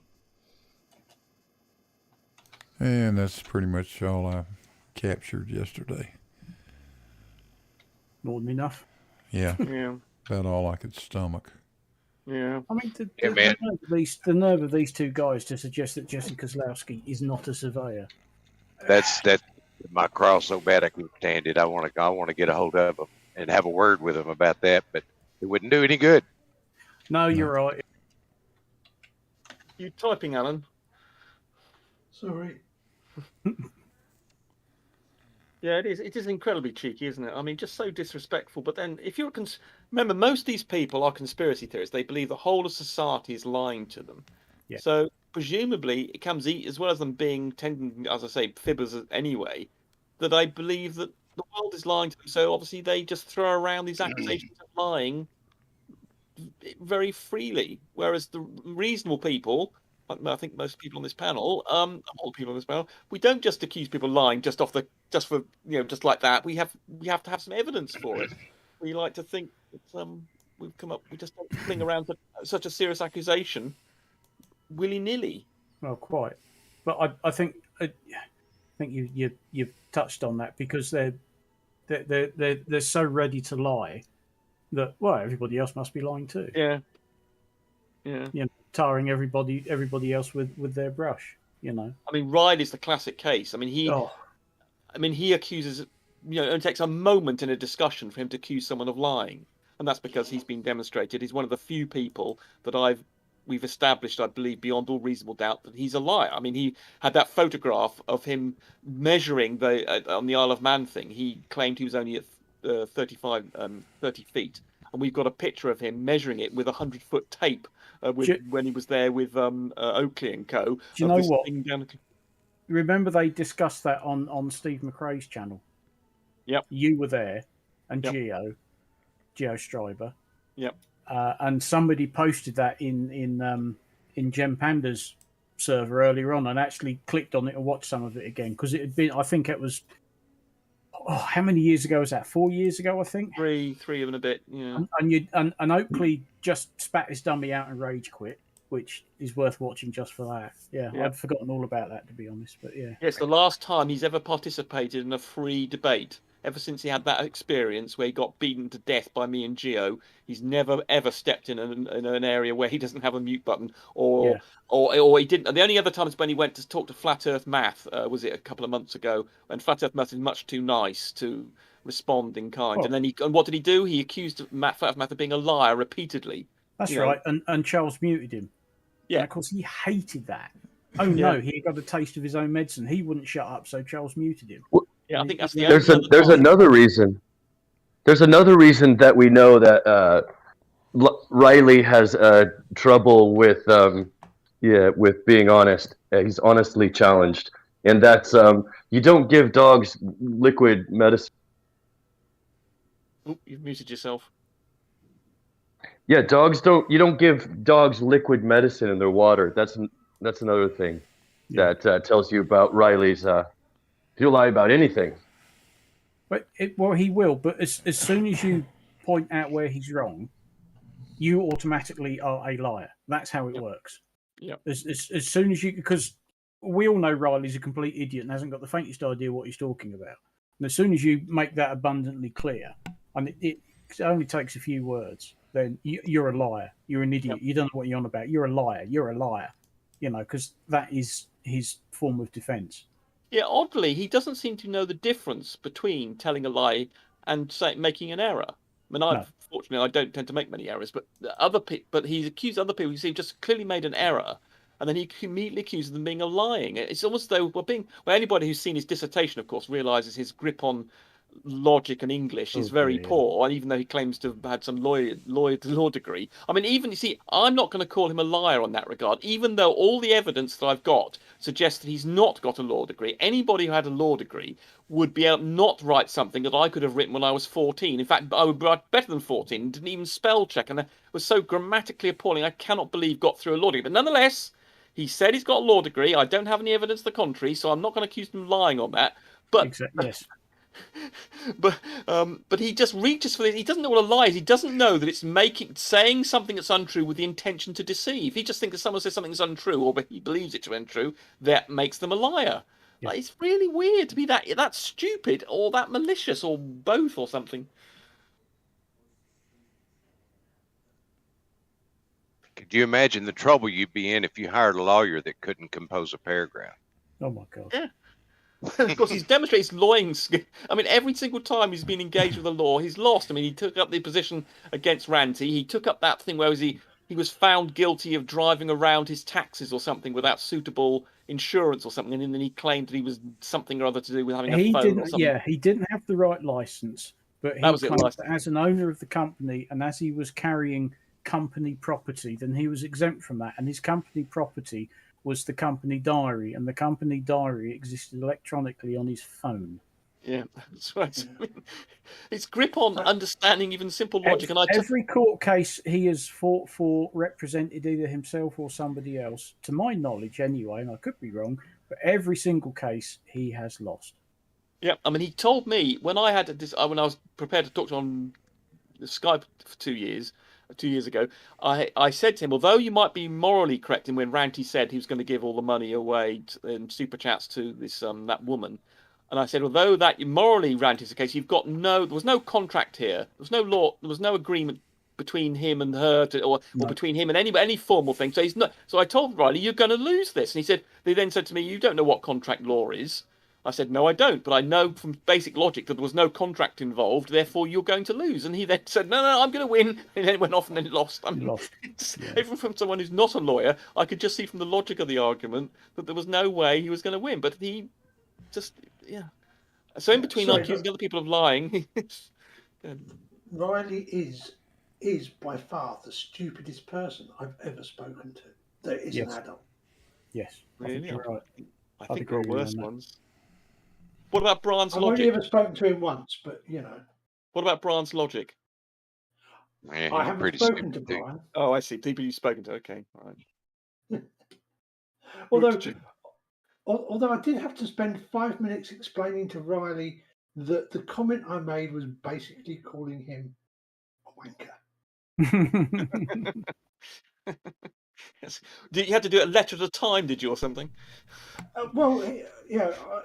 I was. I think this was after he'd been on Mr. Sensible, and I was in the Discord chat, and he came in, and there were like two of us.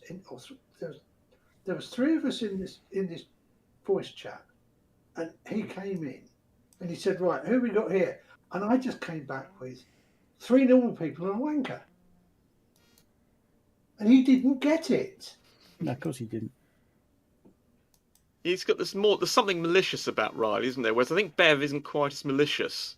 Though I must admit, I've got several people on the Rect team now are telling me don't do it live because because Bev will turn up and try and disrupt things, and I'm saying, That's well, one of the things he was talking about last night in that stream.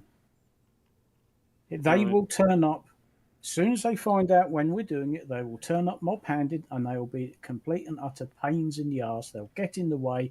They'll try and fill that bloody bridge up. I know they will. See it coming a mile off. Yeah, I must admit, if they try and obviously occupy the whole of the bridge, then that's the only thing they could do to really make my life difficult. And yeah, oh, no, that will just be the start, and you'll well, be they claim bombarded. They will pest you all fucking day. But they did claim when we encountered, people don't know, this Rect thing that I'm doing at the Bedford levels. Farmers have been a real hero and coming along so many times and nearly killing himself in helping out. Yeah, don't go over that again. Sorry, I'm not going to go too quickly, just in case people don't know. But anyway, Farmers was there with me, and Bev turned up when he knew we were going. Other people on our part of the team were there as well, and Bev turned up. He got there before us.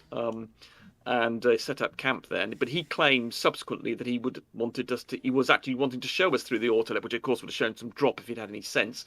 But he wanted me. He thinks he thinks we haven't done anything in that regard of doing any sort of surveying stuff. And he's claimed that he wouldn't. He was just trying to help out. And people who've been with him, there's some guy called Bloods Thicker who wants actually to come along to the Rect observation, who's saying no, their intention was not to obstruct us in doing what we were doing. And they were just they're doing their own thing. And so, yeah, I mean, obviously that could, there's a guy who was part of those set of people who wants to come along with his son. So I presume he doesn't want any trouble, who's given me an account of what they were saying and doing. And they were not trying to disrupt. Obviously, from our point of view, when Farmers and I were there, it did look as though they were trying to disrupt us. So we were feeling potentially aggrieved about it. Fortunately, we didn't have to do anything on the bridge, and we had to go and do lots of other stuff. But obviously, if they did have an intention to disrupt our observation, then that would obviously we'd take some measures about that. But I don't think they would attempt that. But obviously, there are people who say that they will. The people with them, as I say, one account saying no, that was not their intention, and they wouldn't do it. And I'm prepared to believe this person who was with them. We'll see. This is your cynicism coming out again, I think. I don't trust them as far as I could bloody throw them. Well, that's true. Yeah, I'd agree with that. I mean, yes, obviously they might, given the situation, things may change, and they might say, wouldn't it be a bit fun to go and poke Rumpus as he's looking through the auto level? And I've got a set up about 5 cameras, a couple of auto levels, some sound equipment, some broadcaster computer, and God knows, I've got about 2,000 quid's worth of equipment there, about 4 or 5 tripods and cameras, telescopes, God knows what else. Yeah. And so it wouldn't, if someone was running around trying to be causing trouble, it would be quite difficult. And if you had to watch over them, and I've got to have, if I'm trying to do this live broadcast and they're running around misbehaving and or even just shouting at you, I suppose might be a bit disruptive. But you don't want Rakia to go visit the Cavendish. Yeah, because he was threatening. He was saying, that ain't going to happen, is it? Certainly not now. Yeah, well, I think he was joking. I know Blue's taken it as a literal thing, but the way that Raki was saying it, I don't think he was serious. Can't take the although chance. He has. But Blue couldn't take the chance. Yeah, agreed. So anyway, although people have raised concerns with me about this, the potential for them misbehaving and disrupting things, I'm prepared to believe from the accounts I've heard from inside the team that that's not what they would do. But obviously I can't be sure of this. But I do want to make it public, so unfortunately I don't really have much option but to give a date when it's going to happen once we decide the weather's working, etc. Anyway, I've got Farmer's Boy next to me, so I can set him on them. That's why I was saying I probably need to be down at that fast station where we were last. Away from them, right? Yes, away from them, because otherwise my patience might not last very long. Yeah, I mean, you've got a lot of patience there, Farmer, so we wouldn't want to test it, though, would we? Exactly. Because when I lose it, it ain't pretty. I can imagine, yeah. Yeah, I just tell people you don't want to mess with Farmers. I mean, he's a good guy if he's trying to think, but I think I got definite impression if you messed with him, you wouldn't Don't make me that. hungry. You won't like me when I'm hungry. Probably be a good job I wouldn't be there in my electric wheelchair then. Oh no, come on, Alan. You can. Yeah, I'll set you on them. Yeah, run them over. Ramming speed. Yeah. 180 kilo chair. Yeah, I think that. 100 kilo person sitting in it. Yep. And, That's a lot of women. Yeah, I think, Alan, actually, you could be the deterrent. I think you could be the military deterrent for me. Yeah. 2.5 meters a second. Yeah, I think that's just the right level of deterrence, I think. What you need is some blades attached to the hubs of the wheels. Farmers. Like an old Roman chariot. Yeah. Do you remember the pictures of it? It's got this big metal plate that sticks out the front. That's a real shin basher, that, isn't it? About 1/4 of an inch thick. That would do it. That make a lovely battering ram. It does. Okay. Yes. I think I can just make Alan here the security head of security. I think then. All you got to do is run over their toes. Yeah, just run over their toes is fine. I don't even need to catch them with foot plates. Yeah. Right. Oh, I'm sorry. Am I parked on your foot? Just a moment. I'll back up. Yeah. Yeah. So anyway, I do have members of the team who are a bit worried about what they might get up to, but I'm hopeful that with people like Alan running around, that I think I can dissuade them from actually interfering with the observation. Because of course, Bev is also threatening to do his water level experiment. What was it with? What's it called? Intersecting. What is it? Overlapping water level test as well at the same time. God, even though it's been explained to him by, I don't know, about 20 people, 15, 20 people, that it doesn't prove anything, but he's going to do it anyway, apparently, when he's there. Oh. So, good. He's just so perhaps he wasting might his go off time. and be busy doing that. He's just wasting his time. Let him go ahead. Right, indeed. But he's wasting his time. If I suspect then that if that's the case, then if he's doing it at the same time, he's going to be doing it on that. Logically, and this might not be a word that applies to these herberts, he'll be doing it on that right-hand riverbank. Yes, correct. And that's fine because we need to be set up on the left-hand side of the bridge, don't we? Yeah. You see what I mean? So it might not be. Yeah, if they are going to do that, they're going to be on the we could be right-hand set up on the right-hand side of the bridge, and we can be in multiple places, farmers. I don't think we need to be. Yeah, but for viewing down that river, we need to be on the left-hand side, don't we? Well, no, we don't. No, we don't. We can be on the right side as well. Yeah. Okay. The best place is No. to be on the left-hand There's a side. good place on the right-hand side as well. Whatever. I spent enough bloody time looking at you guys from that bridge. Yeah, you want to be on the left-hand side. Farmers, you're not taking the hint. No, I'm actually trying to be pragmatic here. If these silly prats turn up and try to be a pain in the arse, they're going to be on the other side of the bridge. In a pile. Yeah. Well, you're going to take up half of it, Yeah. with tripods and tables and Christ knows what else. Trolls are supposed to live under a bridge. Oh, that's a good point. Well, you can actually quite easily get under that bridge. You can. I've done it. You can. Yeah. When I was trying to sort out, when I was investigating internet connections, I was running around underneath that trying to connect to things, and unfortunately, I didn't succeed. Yes, indeed, there is a bridge. You can actually get underneath it and do a good troll impression. But of course, I presume that Bev doesn't think he's a troll. So, alas, you may feel as though he's been misapplied, mistitled there. I mean, they go on about how wonderfully nice they are and how they're keen and nice people, but they're not. They're absolute bastards. And so, but in their minds, somehow, presumably just like they think the Earth is flat or horizontal, whatever, they think they're nice people. But you just have to listen to them, and they're vile and odious. Can I ask a question? Sure. Sorry to interrupt. Yeah. So this is the first. Allow me to introduce myself. My name is Bart. I live in New York. I've been introduced to the flat Earth by stumbling, I guess, on one of McToon's or no, actually it was Dave's famous Professor Dave's famous one. Anyway, I'm only around for about 9 months now. Relearned all my high school science. Fantastic stuff. Question for you guys. Bev, all these other guys, when you look at them and rate them, what percentage of, I'll call it griftness, how much of it is for the grift, getting the money, via YouTube views? I work in ad tech, so I kind of know about this stuff, versus just insanity. It's the only way I could, like science denialism. That's a Well- very good question. Well, Yes. actually, Bev. Sorry, go ahead, Farmers. There are certain characters who quite clearly are making, a career out of this and grifting. The bigger names, Jeranism, Bob Nadell with his whole Globebusters thing, Oakley. good old Dirt with his silly flat Earth clock app thing. That's all money making. Nathan Oakley on a vastly smaller scale. Whenever he gets short of a bob or two, he does another GoFundMe. He's done several recently. He rakes in thousands of pounds, and he has to because his viewer membership is dropping.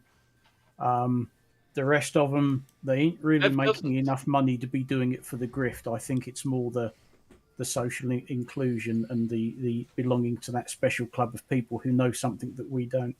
Yeah, Bev actually is the exception because he's actually criticised other people for drawing in money, and then when it did exactly the same thing himself.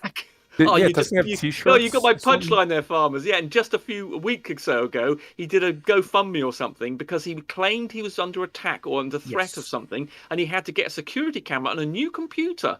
And for that, he then did some fundraising thing for which he got $2,000 or something, or £2,000, mostly from the people who are from his actual fellow Bevtards. But he did exactly what he was claiming others were not to. So Irish, in fact, so Bev is the unusual case, I think, where in principle he actually isn't in it for the money, but actually when it came down to it, he was.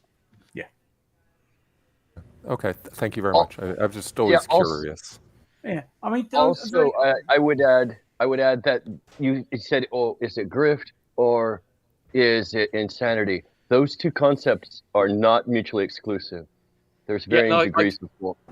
Absolutely right. I mean, I was actually going to go on saying that actually, I think they're driven not initially by the fact they believe the whole world's lying to them and they want to get the word out the earth is flat. And then they say, okay, well, I can also make some money out of it. So I think actually my answer would be to Irish. In fact, actually, it is the insanity part that is the primary thing. And then there might be a few, like possibly Oakley, who doesn't really believe what he's saying, but almost all the rest of them are in it for they believe what they're saying, and then they also want to raise some money to enable them to do their insane things. Yeah, let's not forget Quantum Eraser. Yeah, Conor Ray's the classic. Yeah, he sincerely believes this works. If you just want to be really pissed off, Rumpus, Bev slacking off all these people doing GoFundMes. So he didn't go to GoFundMe. He actually went to Give, Send, Go, which is a religious. That's right. And their page actually says the leader in Christian fundraising. He made no mention of the flat Earth whatsoever in his spiel. Yeah. He was after £2,500, and I've just had a look on the page. He got £4,419. Yeah, Wow. that's right. Yeah, I've forgotten all that. Yes, it was a Christian thing. He didn't mention the flat Earth, and it was I don't know what led him to that. I mean, I don't think he's a Christian actually. I've never heard. No, him... he's not a Bible thumper. He's just using the gullible. Yeah, absolutely. So And- whereas people like QE are Bible thumpers, and Oakley's a Bible thumper, Riley's a Bible thumper, although Oakley tries to hide the fact that he's a religious Oakley's a Bible nutcase. thumper? So that was the question. Oakley is a Bible Yeah, thumper? he tries to hide it, but he is. I mean, if you Oh my he God! occasion- I've Yeah, never no, he heard, never admits. Sorry. go on. I've never heard a Bible thumper use such foul language in my life. Yeah, I mean, he believe. For instance, he's complained about people, not heresy. What's the word? Blasphemy. He's accused me over the years of being blasphemous. And other people, he keeps it under wraps. He claims he's not religious, but he's got a religious father. Sorry, Riley has a religious father, Nutter. But there was some bits where he was talking to his father, Oakley, and he makes it clear that he's saying that the world in the Bible depicted man being at the center of the universe and everything. And he revealed there that he is, although he doesn't say it on his thing, he is obviously a religious nutter, and he's got a part of his bloody Discord thing is religious, and he talks. He's prepared to have religion talk on his thing, but he does try and distance himself from it. But he's clearly got a religious drive in there as well. That really surprises me because most Bible thumpers are nowhere near as foul mouthed as that man. Yeah. Well, what about QE? He's foul mouthed, and he's a Bible thumper. Oh yeah. No, that's I don't think either of them. Could I just offer a quote at this point? Sure. And this is the thing that makes me laugh almost every time I see it is, I don't cuss, bro. I don't know if that's Witsit. Witsit. Gets Yes. it. Yeah. There's a great thing that McToon did on him. So Yeah, that was God, yes, fantastic, I wasn't it? remember That was yeah. And I think this is oh god, what's his face? I've forgotten his name now. The who claims if you just scratch the surface of a flat, these people who are supposedly against foul mouth, they are underneath that very foul mouthed. These people often are the opposite of what they claim and are prepared. I mean, you've seen this particularly in American religious things. They advocate all this. Moral behavior, but in fact, underneath they're prepared to be abusive and horrible and the most appalling people you've ever met. And I think this is part of the facade that they put on, that they are, if not, they're not overtly going to use, though someone like QE is going to use foul mouth language all the time. They underneath that, they are. It's just they're just trying to suppress it. I'm not sure of the people that are on right now, the percentage of, I would say, across the pond for me. I live in New York City, so although it says Irish Brazil, that's based on my heritage, and it's just like a screen name or whatever. Yeah. But don't even try and figure out the religious people in America. It's just, I don't get it to this day. And it's anybody's, if you know the term south of the Mason-Dixon line, which is basically Virginia on South in America.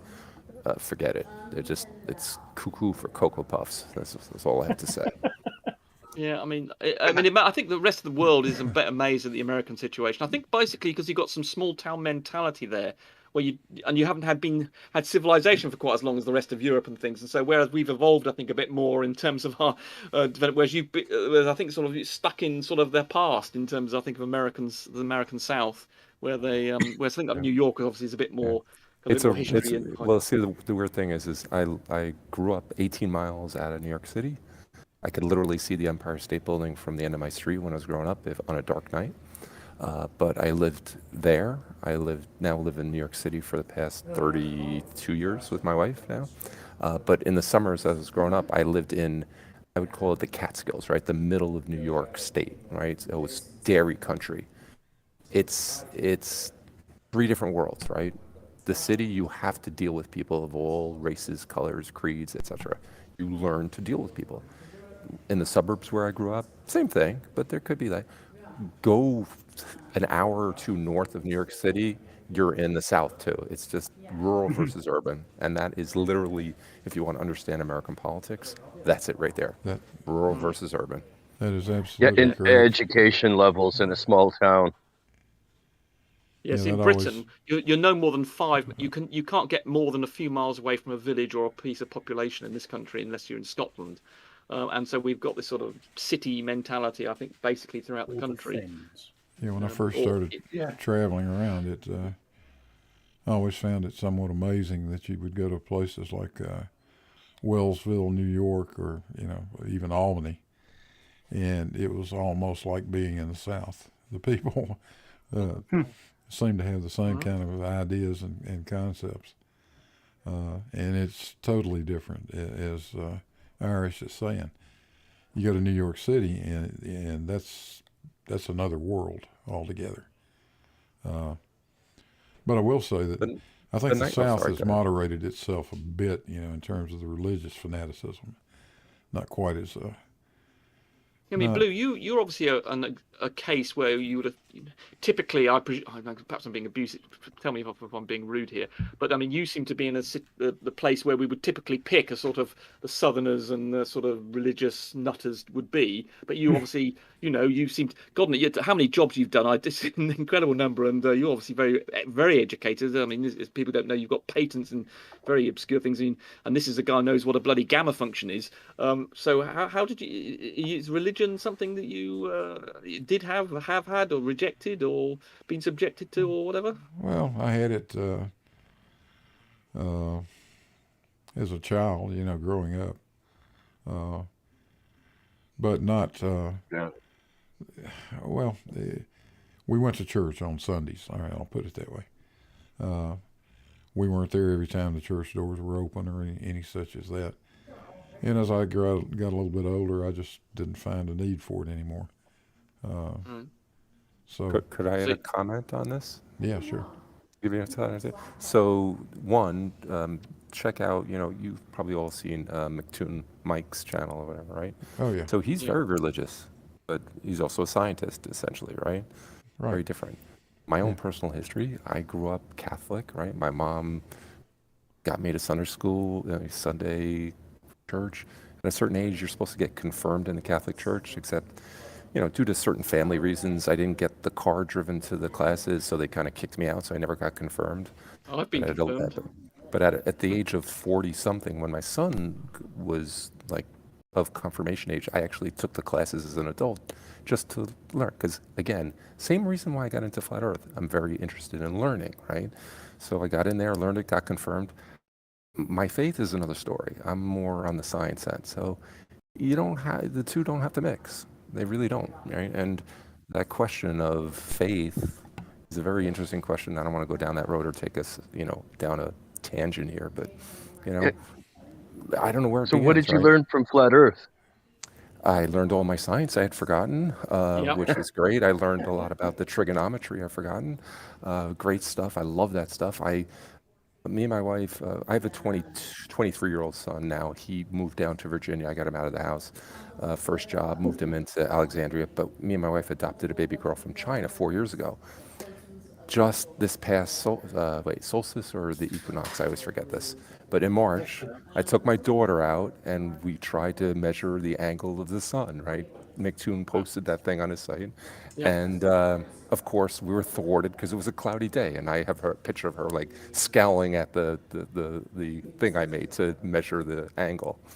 It's a lot of fun. And to me, it's all about learning science, right? Absolutely. I mean, this is something I think possibly we've all found here from Blue and people who flat earth say, why are you doing all this flat earth stuff? Well, actually, it is an intellectual challenge. I mean, me and farmers, when we're doing stuff that having to explain why the earth is a sphere, about cosmology, trigonometry, maths, refraction, all these things. If you have to learn them, you have to give an arm. And for instance, it's actually quite difficult unless you think initially when I was thinking about heliocentrism. How do you prove that the Earth, the Sun is the center of the solar system? All these things are actually very demanding to have to explain to someone else who disputes this. You suddenly realize that you've done a lot of just accepting facts, and actually to work it out from empirically is actually quite demanding. And the stuff you have to learn about using a sextant or something like that, I say, or refraction. The stuff I've done in refraction is incredibly mathematically demanding, and having to explain it to other people is hugely demanding. So this is, for us on our side of things, it's actually an educational experience for us to get involved in this argument. So we can justify dealing with flat earthers has a merit for us, and it's not like we're wasting our time. Well, and Blue Marble Science, of course, he did a bloody Cavendish thing, which has just been fantastic. I was just about to ask that. Blue, you were the one that created I don't know if you're a professor, but you built the Cavendish and have it in that one, I forget what college it's in, right? Yes, Is that you? Yeah. Professor excellent. Blue. Yeah. Yes, yes, Professor. I'm sorry, I forget your name, but I saw that. That was one of the videos I caught.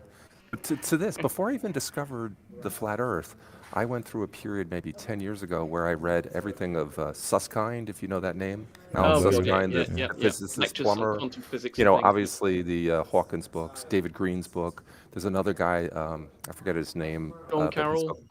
No, it was like some guy who's now like, it's weird. He's into mysticism now as opposed to just I forget what his name was, but it was a great entry book. I just found it in a bookshelf somewhere, and that led me to Susskind and obviously the Hawkins books and everything. But learning string theory and stuff, oh my God, it was like, woof. That's the stuff that blows your mind. Anyway, sorry. Yeah, I mean, if you hang around this thing, you'll be talking about dark matter and dark energy. And general relativity is a thing that comes up, and gravity not being a force. All these things of I've, for instance, learning a bit about general relativity, which I didn't do much at university. Learning about that is something I wouldn't have done had I not got involved in flat Earth. So the educational merits of getting involved in this debate are quite considerable. Well, I wasn't required to take relativity. It was part of the engineering curriculum. It was not required, so I didn't do it. I regret that now, but wish I would have. Never too late, I suppose. Now people using your equipment to learn about it. Yeah, that's been fulfilling, that part of it. Yeah, exactly. So this is so my. Go ahead. Sorry, I was just going to say. No, I'm go just ahead. going to stick a reference in the side chat. It's the perfect primer for general relativity for a flirf. In the chat. In What's the side that? chat. Yeah, I stuck it in the YouTube chat. Oh, okay. All right. Yeah, Hey, General shout out to Relativity by Chris Ferry. shout out to Tom Cutter for £5. It's square. I'm afraid to even go any further. Revelation 7:1, and after these things I saw 4 angels standing on the 4 corners of the earth. Okay, Tom.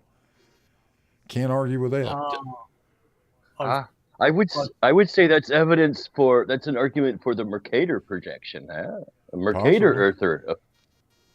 I've just copied that link, Alan, into Google. Yes, I see what you mean. Yes. Yes. I actually own. Well, no, sorry. Harry owns Newtonian physics, general relativity, and quantum physics, all from that same series, all by that same author.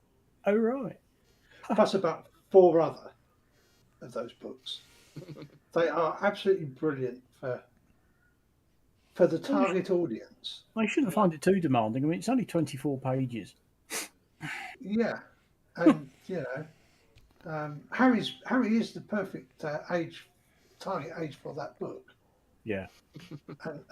And I told you what happened when his mum came in and found him watching a Flat Earth video on YouTube. She asked him, "Is the Earth flat?" And whenever you ask him this now, "Is the Earth flat?" and the answer is no. Of course not. And he's only 2. Well, there you go. It's official. A 2-year-old is more intelligent than the flat earthers. It's got hills and valleys. Oh, stop it! It's amazing. Just stop it. Yeah, and when you're willfully stupid, when you really do not want to learn something, it really does your IQ in horribly. If you don't want to learn, this is what makes them so much worse than a small child. A small child is generally trying to learn, and they want to remain ignorant. Because I'm going to repeat myself again, I'm afraid here.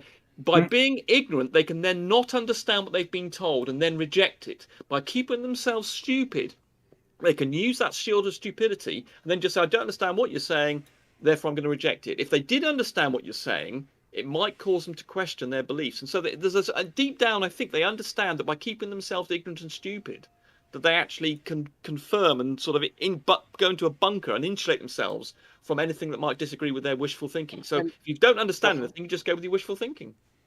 And the fact that you say that, it mimics every single time I engage with a flat earther. I think the same exact thing. They continue to not want to learn, not want to research things, and then say, "Well, since I don't understand it, therefore it has to be fake." And that's mimicked every single conversation we have with these people. Yeah. Well, how could you guys? Look, how could you possibly believe anything as silly and stupid as the Big Bang? How could that be? Just all of a sudden, something appeared from nothing. And my response to that is, in the beginning, poof.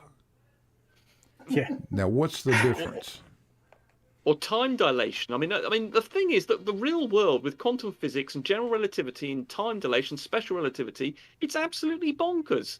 It is. I mean, superficially, it is absolutely incredible. You think you're rock solid time. I mean, even the Earth is circular. It does superficially look flat around you. So, and time you think is absolutely rock solid. When I was told that when I was a teenager or something, I thought, I cannot believe this. Time moves. What? It doesn't progress. So basically, reality is a very weird thing, and quantum physics is, as Feynman said it very accurately, if you think you understand quantum physics, you don't understand quantum physics. It's that difficult to understand. So I think there was a really good quote by somebody said, now I'm drawing a blank. The universe is not obligated to make sense to you. Yeah. That's right. Yeah. I would agree with that. Yeah, it's a tricky subject. I mean, this is why we're still learning about it. I mean, I think in the 1900s, just about 1900, there was some suggestion that we'd learned all the physics there was to learn, and then bang, suddenly quantum physics turned up. special relativity, general relativity turned up. It was completely knocked everything out of the park. Just when we thought we understood it all. Yeah, it creates more questions than answers. Yeah, it gives us a lot of answers, but the trouble is the number of questions goes up exponentially as well, unfortunately. And now we've got bloody dark matter and bloody dark energy to get to grips with. So, I mean, just... To your comment before about, like, you know, not believing or looking and searching for the truth, but actually really trying to search for the truth. Can you guys comment on your thoughts about how the guy named Ranty, I don't know what his real name is, went from, you know, is it the Blackpool Tower or whatever, the tower, finally used that to convince himself, that the Earth is curved. After, I don't know how long he was a flat earther for, but it seemed like he went through, and I hate using this word, a quote unquote journey, right, to figure this out. But it seems like he really was trying to figure it out. Can you guys comment on that? I'm just curious. And that's the difference. That's the difference between him and a lot of other flat earthers. Like, some of them are actually looking for the truth, you know? And I guess that picture, you know, and what he found in that picture, you know, was exactly what he was looking for all this time. You know, there's a few that are. I think the ones that are left now are the ones that just don't care. Well, he was actually one of the most firm advocates of a flat Earth, and I spent about a year with him. He had his channel, and for a year he used to invite me on every week to argue with him, and we particularly about refraction and other things like that. And like most flatties, basically, if they don't see it in their own bedroom, they don't see it under their own bed, they don't believe it happens. And it was, even though I explained to him again and again about refraction, he only finally accepted what was going on when someone took a picture of his own place, because he lives near Blackpool. There was this image of the Blackpool Tower and the hills behind it, and he then decided, okay, and even after that, even for a few months after that, he wouldn't accept refraction. He was then claiming that the Earth was flat just in places, and he wouldn't accept refraction as a thing. And I actually hammered him for a good few months afterwards, saying, "You still don't believe refraction is a thing, is it?" No, he was disputing it. And it's only about 3 or 4 months, finally, after he had this conversion, he finally came over fully to the globe position that have refraction that causes things to appear higher than they would do in an atmosphere free. Sorry, wasn't it Bev that actually confirmed? Like, yeah, that picture is right. It's not what do you call it, a white swan versus a black swan or something like that? Yes, he did confirm that. Yes, that's what you see most of the time. And then he presented photographs that we all thought he'd taken to back that up. And then when people started having a go at him and said, "Oh, so you're supporting, you know, ranting, confirming it," he said, "It's all, I didn't take those photos. My son did." But yeah, he did basically say, "Yeah, that's entirely normal. That's usually what you see." But yeah, then tried to throw his own son under the bus, as it were. Yeah, we're not quite sure. And that's the picture. We're not and that's the picture where he had the auto level graticule showing that there is in fact drop, but he now claims, as I say, from about 2 months ago, there's some aberration going on when you're looking along long distances. Yeah. I was just going to say that Ranty required intervention from conspiracy cats. That was key, apparently, and that was the period of time that was required. Absolutely, wasn't it? Yeah, you're right. Absolutely right. Yes, that's a very important point. Actually, he had, for various reasons, because he'd been unwell, he did actually stop. He was running this channel for about 6 months, and in that period, he did this weekly show or something with some guy called Conspiracy Cats, Irish, and Conspiracy Cat's a really nice guy. He's much nicer than I am. I was prepared to sort of, you know, nurture him. And every week they wouldn't talk about flat Earth. They talk about a lot of other things. And gradually, the effect of this nice guy on him gradually chipped away. Right? He's a science teacher. Yeah, that's right. I have his channel. I know his channel. And the fact that he was a reasonable guy, intelligent, and he was dealing with him over a period of 6 months, and because Ranty, I mean, unfortunately, people seem to have decided he's all right now. I'm afraid I think he's a bit of a git still. I mean, for instance, there's a person called Brenda who's transitioning to being a woman, and she got really upset about someone having a go at her sex drive, and he just laughed and laughed and laughed, and he put it up on as his favorite moment when she went absolutely, you know, hysterically upset, and he thought this was incredibly funny. And I gave him about 2 hours worth of shouting at him about how obnoxious he was. And he demonstrated this before. He doesn't care about other people. He does sort of pretend now that he's interested in other people. But he said to me, "No, I don't really care about other people. Actually, I don't really care if they're upset." and he admitted this when part of my, the preparation for one of the shows that I did with him. And I just thought, you're just as obnoxious as a person as you are as a flat earther, which is invariably what they are. I mean, you find that these flat earthers are obnoxious people 9 times out of 10. There are a couple of nice ones, but 9 times out of 10, they are obnoxious people. But the big effect, I think, that it was Conspiracy Cats. That was what prepared him. Conspiracy Cats, being such a nice guy, you could basically put the devil in with him, and I think Conspiracy Cats would turn them round. And he gradually, for 6 months, he was in Conspiracy Cats company, and that then, when he saw this Blackpool thing, I think he was in a more reasonable state. Because of course he believes in things like I don't know if he still believes in chemtrails and all sorts of other conspiracy theories. So because most of these flat earthers are conspiracy theorists as well, and I think Conspiracy Cats knocked out some of that conspiracy part of him, and eventually that made him susceptible then to this evidence that came along. So I don't think he was really a genuine searcher. I think basically Conspiracy Cats, as Alan said, was the key feature in the conversion. Just made him into a more reasonable human being, having more reasonable ways of looking at the world, and then along came this piece of evidence that affected his local area, which is important because all flatties only care about what they see themselves, and that was enough just to tip him over. And then it took about another 3 or 4 months for him to become a proper glober. Well, they all have to be conspiracy theorists. I mean, that's a requirement if you're going to be a flat earther, because the very first thing you've got to do is deny every satellite picture ever made. That all And has to society be in general. that all has to be a huge conspiracy. Because any one of those photographs shoots them right in the head. That's the end of it. There's no more That's discussion. why all space is fake. Yeah. Yeah, see, that's space and everything around it, ISS, satellites, moon landing, everything, every single aspect of what we do with space has to be fake. Because the instant one part of it isn't fake, it's not flat. No, you got to Yeah, believe. and Cavendish is fake. Gravity is fake. Yeah, that's the thing that triggers me, guys, is when they do that, because there's been 12 men that have stepped foot on the moon, right? Yes. And only one of them was a civilian. His name was Harrison Schmitt, and he's purported to be the one that took the blue marble photo.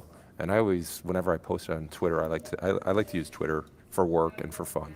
I always post it the right way, which is South Pole up.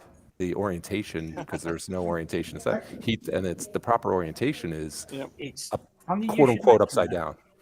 Actually, it's not though, because I've found a source for of scans of the slides that shows the full width and height of the slide with the adjacent frame visible either side of it, and the way up it is the way up it is. The north of Earth is at the top side of the camera. Oh, really? Interesting. Yes. So I think that's like the beginning of it, just to believing that the moon landings were fake. I think that pretty much came first, and also with 9/11 and all that stuff, and then the moon landings are fake, and then it just rolled right on their flat Earth. It just all rose up into a nice little As a New York City resident, conspiracy sandwich. Yeah, as a New York City resident, that's where I go ballistic, because I was in New York City in Union Square Park, which is basically around 14th Street. It's not Midtown; it's halfway down, basically halfway between downtown and Midtown. And I saw the second plane hit the tower. So when someone goes that, that's when I lose it. Plus, the whole thing with the space is a total insult to any Navy pilot, any Navy surface officer. I know that I remember FTFD said he served in the Royal Navy. I mean, I want to take these people and just strangle them, because it's such an insult to them. That's the thing that gets me triggered. That word triggered, right? So. Yeah, then never ever talk to Pete Shea then.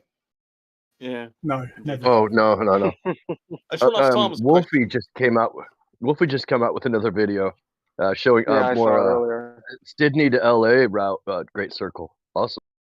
Farmers, given that you've got, I think I'm correct in saying you've got every photograph taken by all the Apollo missions, what do you think about this business of the blue marble being the right way up rather than upside down? What I don't have that source that Alan's got, I have to admit. I've just posted a reduced size version of it in live In the chat. chat. Yeah. I can't post the full size version. The full size version is a TIFF file that is 1.2 gigabytes in file size. Yes, that's slightly larger than Discord will let you post. Because it is a 16,000 by 14,000 pixel 16-bit TIFF.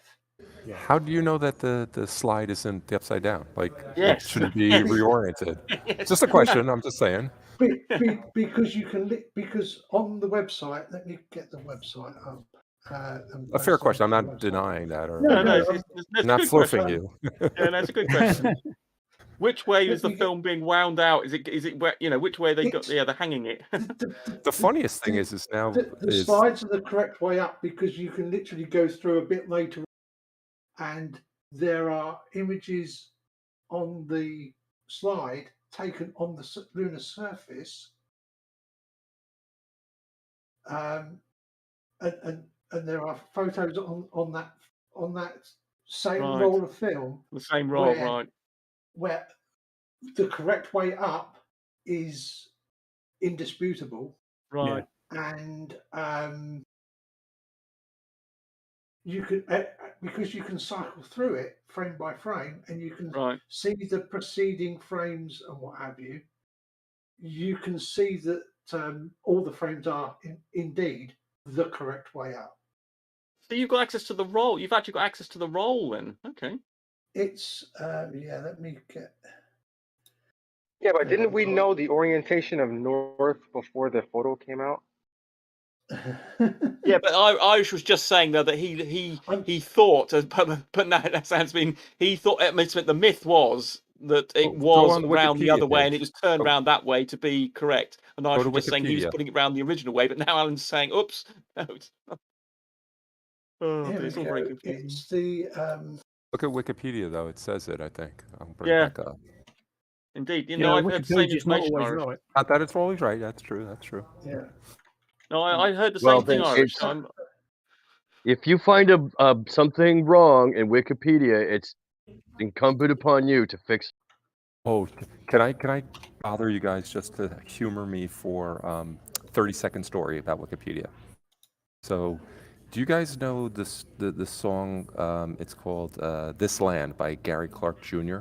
It won a Grammy a few years ago. It's basically he's a blues guitarist, and basically he talks about buying a plot of property in Texas, and his neighbor came up to him and said, like, so he says in the song, "What are you doing here?"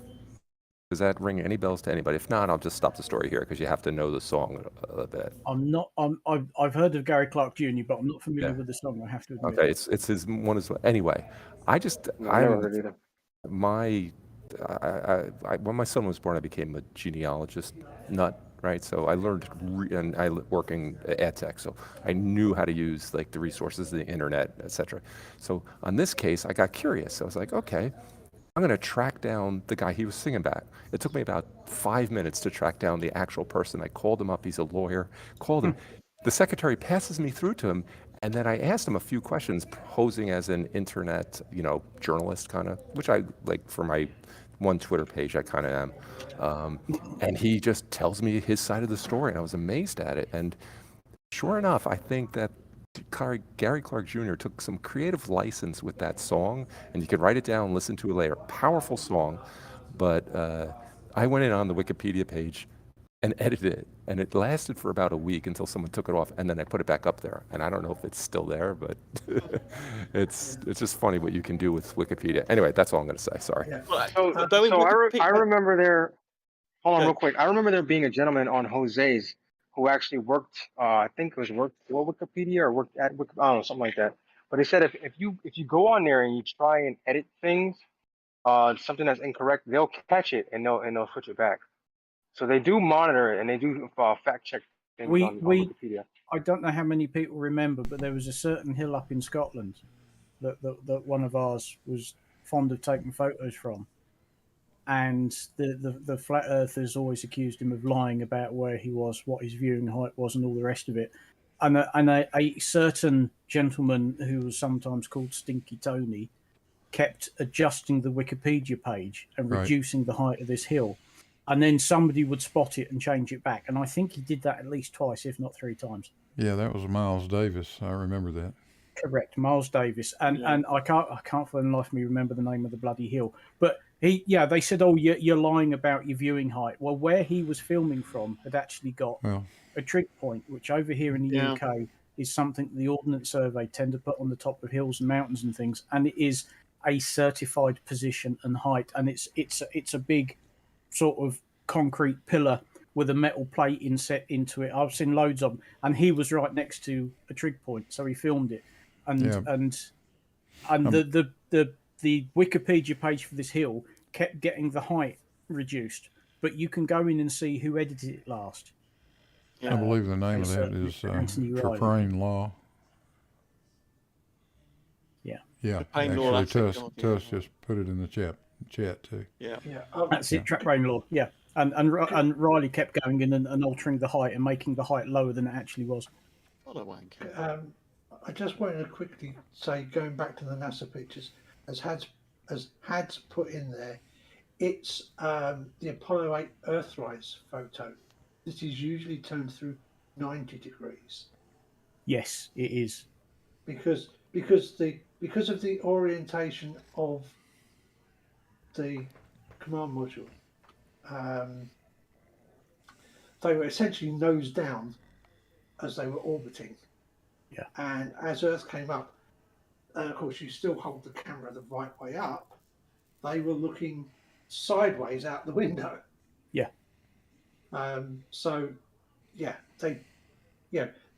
The horizon runs vertically through that frame of film. Correct. But that's never how you see it, is it? It's But always they always flipped rotate around it. so the horizon's horizontal. Yeah. Yes. It's always a bit of a shame. Just leave it as it was. Yeah. Hey guys, I just want to thank you for letting me join. I got a bolt from work here, but I really appreciate you letting me join.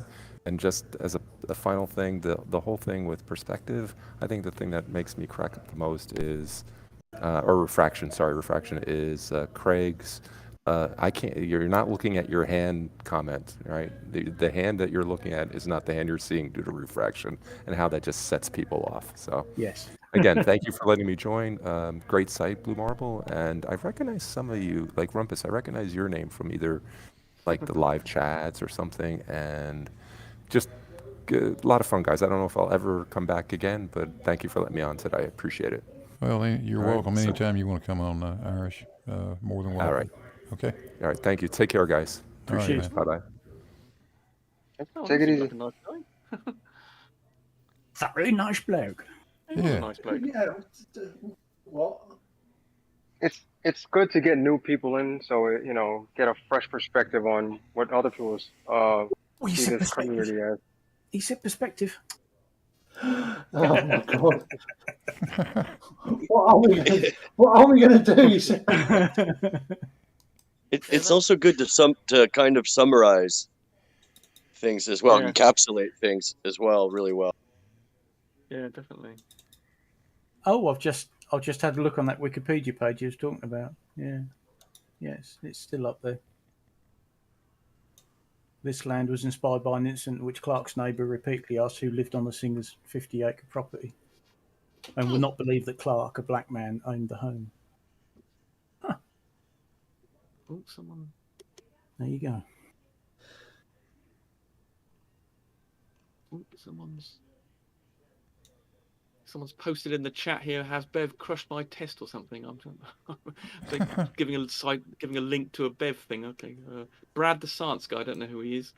I don't know whether that's a genuine Oh, thing. he's referring to the little snip that WS made of Bev's stream last night when they're talking about turning up mob-handed at the Bedford level and getting all the P900, the P1000 crew to come and help Rumpus and show him how it should be done. Blah blah blah. Oh god. So I answered to Brad, the science guy. He hasn't crushed my test, but yes, there are people who are concerned that I shouldn't be giving out the date when I'm doing it, but it is my intention to do so, even though a couple of people are concerned about it, and I'm going to have to. Well, let's just hope that we're all wrong, and I won't stand there on the day and go, "I fucking told you so." Well, farmers, if I don't mind people telling me that they told me, because I always believe that. I believe you shouldn't moan after the event about something. If you believe something to be the case, you should state it before it happens, and then afterwards you can say, "Look, I was right." What you can't do is keep quiet and then afterwards say, "Look, I knew that." And it really annoys me. I don't mind people making a prediction and telling me off afterwards if they got it correct. This is one of the few times where I will be quite happy to be proved wrong. Okay. But we shall see. We will. But I am just an old cynic at the end of the day. You are a bit of a cynic, but well, we'll see. we will. Yeah, hopefully it'll come off without any issues. Yeah. Blue. Yeah, I mean, Blue. Sorry, Blue, I'm going to reveal something. I was saying how much I was inclined to get really annoyed with Bev, and Blue was saying, no, don't. Whether Blue privately was telling me, don't hit him or anything, and I was threatening to chuck him in the. If he turned up that day that he did turn up, I was threatening I might, chuck him in the He's a sort of twat who will press charges. And Blue was saying, yeah, no, I wouldn't. But I was thinking, I was thinking about using to throw him in, and Blue was saying, no, don't be silly. And then a few months later, Blue was saying, kick them. Kill the bastard. Do whatever you like to him, because it annoyed Blue so much. I don't think Blue was being serious, but he was. Mabbitt's still convinced that he's going to see you get wet, because he's absolutely convinced that you're not going to prove Earth curvature, and you're going to have to throw yourself in the level. Yeah, indeed. I've promised to get my swimming trunks on. If there's no drop, I'm going to jump in. Yeah. I will ship you a gallon of Tennessee lake water if somebody will agree to throw it on Bev. We need you there, Blue. I think. Yes, perhaps you could be in charge of security if Alan isn't. Well, from the sounds of it, I think George is going to be in charge of all that, and I'm not. Yeah, sure actually, yeah. I've got competitive with Alan and George together. I think, yeah, we're going to keep them under. Yeah, George will keep them straight. Yeah, because I mean, obviously, Blue. I mean, did you seriously take this Rakia threat of turning up and disrupting your Cavendish thing? I mean, you sound as though you did, and I don't think he was serious, but obviously, you didn't want to risk it. No, I don't want to risk it. It's not an issue that the University of Tennessee ought to have to deal with. Yeah. In case the idiot actually is serious. So I don't know what he did ring them up, didn't he? I mean, he has actually. Yeah. It's not as though it's a completely empty thing, but he's actually rung up, communicating with them, to ask if it was really there and things. He's been making phone calls. I know that. I can confirm that. He's just too big an idiot to figure out who to call. Oh, Rumpus, I don't know whether you've seen the side chat, but the Triggered Lime is saying if you need an extra pair of hands for the Bedford level, let me know. Yeah. Well, it says one of the benefits of having a walking stick is that I have a stick. Oh, right. Okay, Triggered Lime. Okay, if you Triggered Lime, if you are on Discord, I will communicate with you. There's another person who's actually communicating with me saying that. He's on Discord. He's got his own Discord server. Oh, right, okay. Well, I'll communicate because there's someone else called. There's another chap who wanted to join in. Actually, who I've got to keep a list of them now. I mean, it could easily end up being about 15, 16 people if I'm not. Well, to be honest, Rumpus, I think as we've told you before, that's probably the sort of numbers we'll need.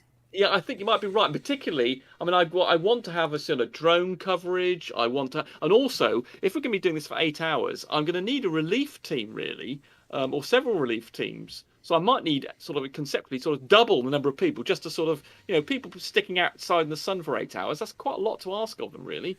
I don't know. I can do that. Yeah, well, you're made of tough stuff, though, farmers, aren't you? Not all tough No, as you. I should be well prepared. I should bring everything that I need, including my chair. and an umbrella. Well, a couple of girls in there as well, so I don't want to stress the girlies.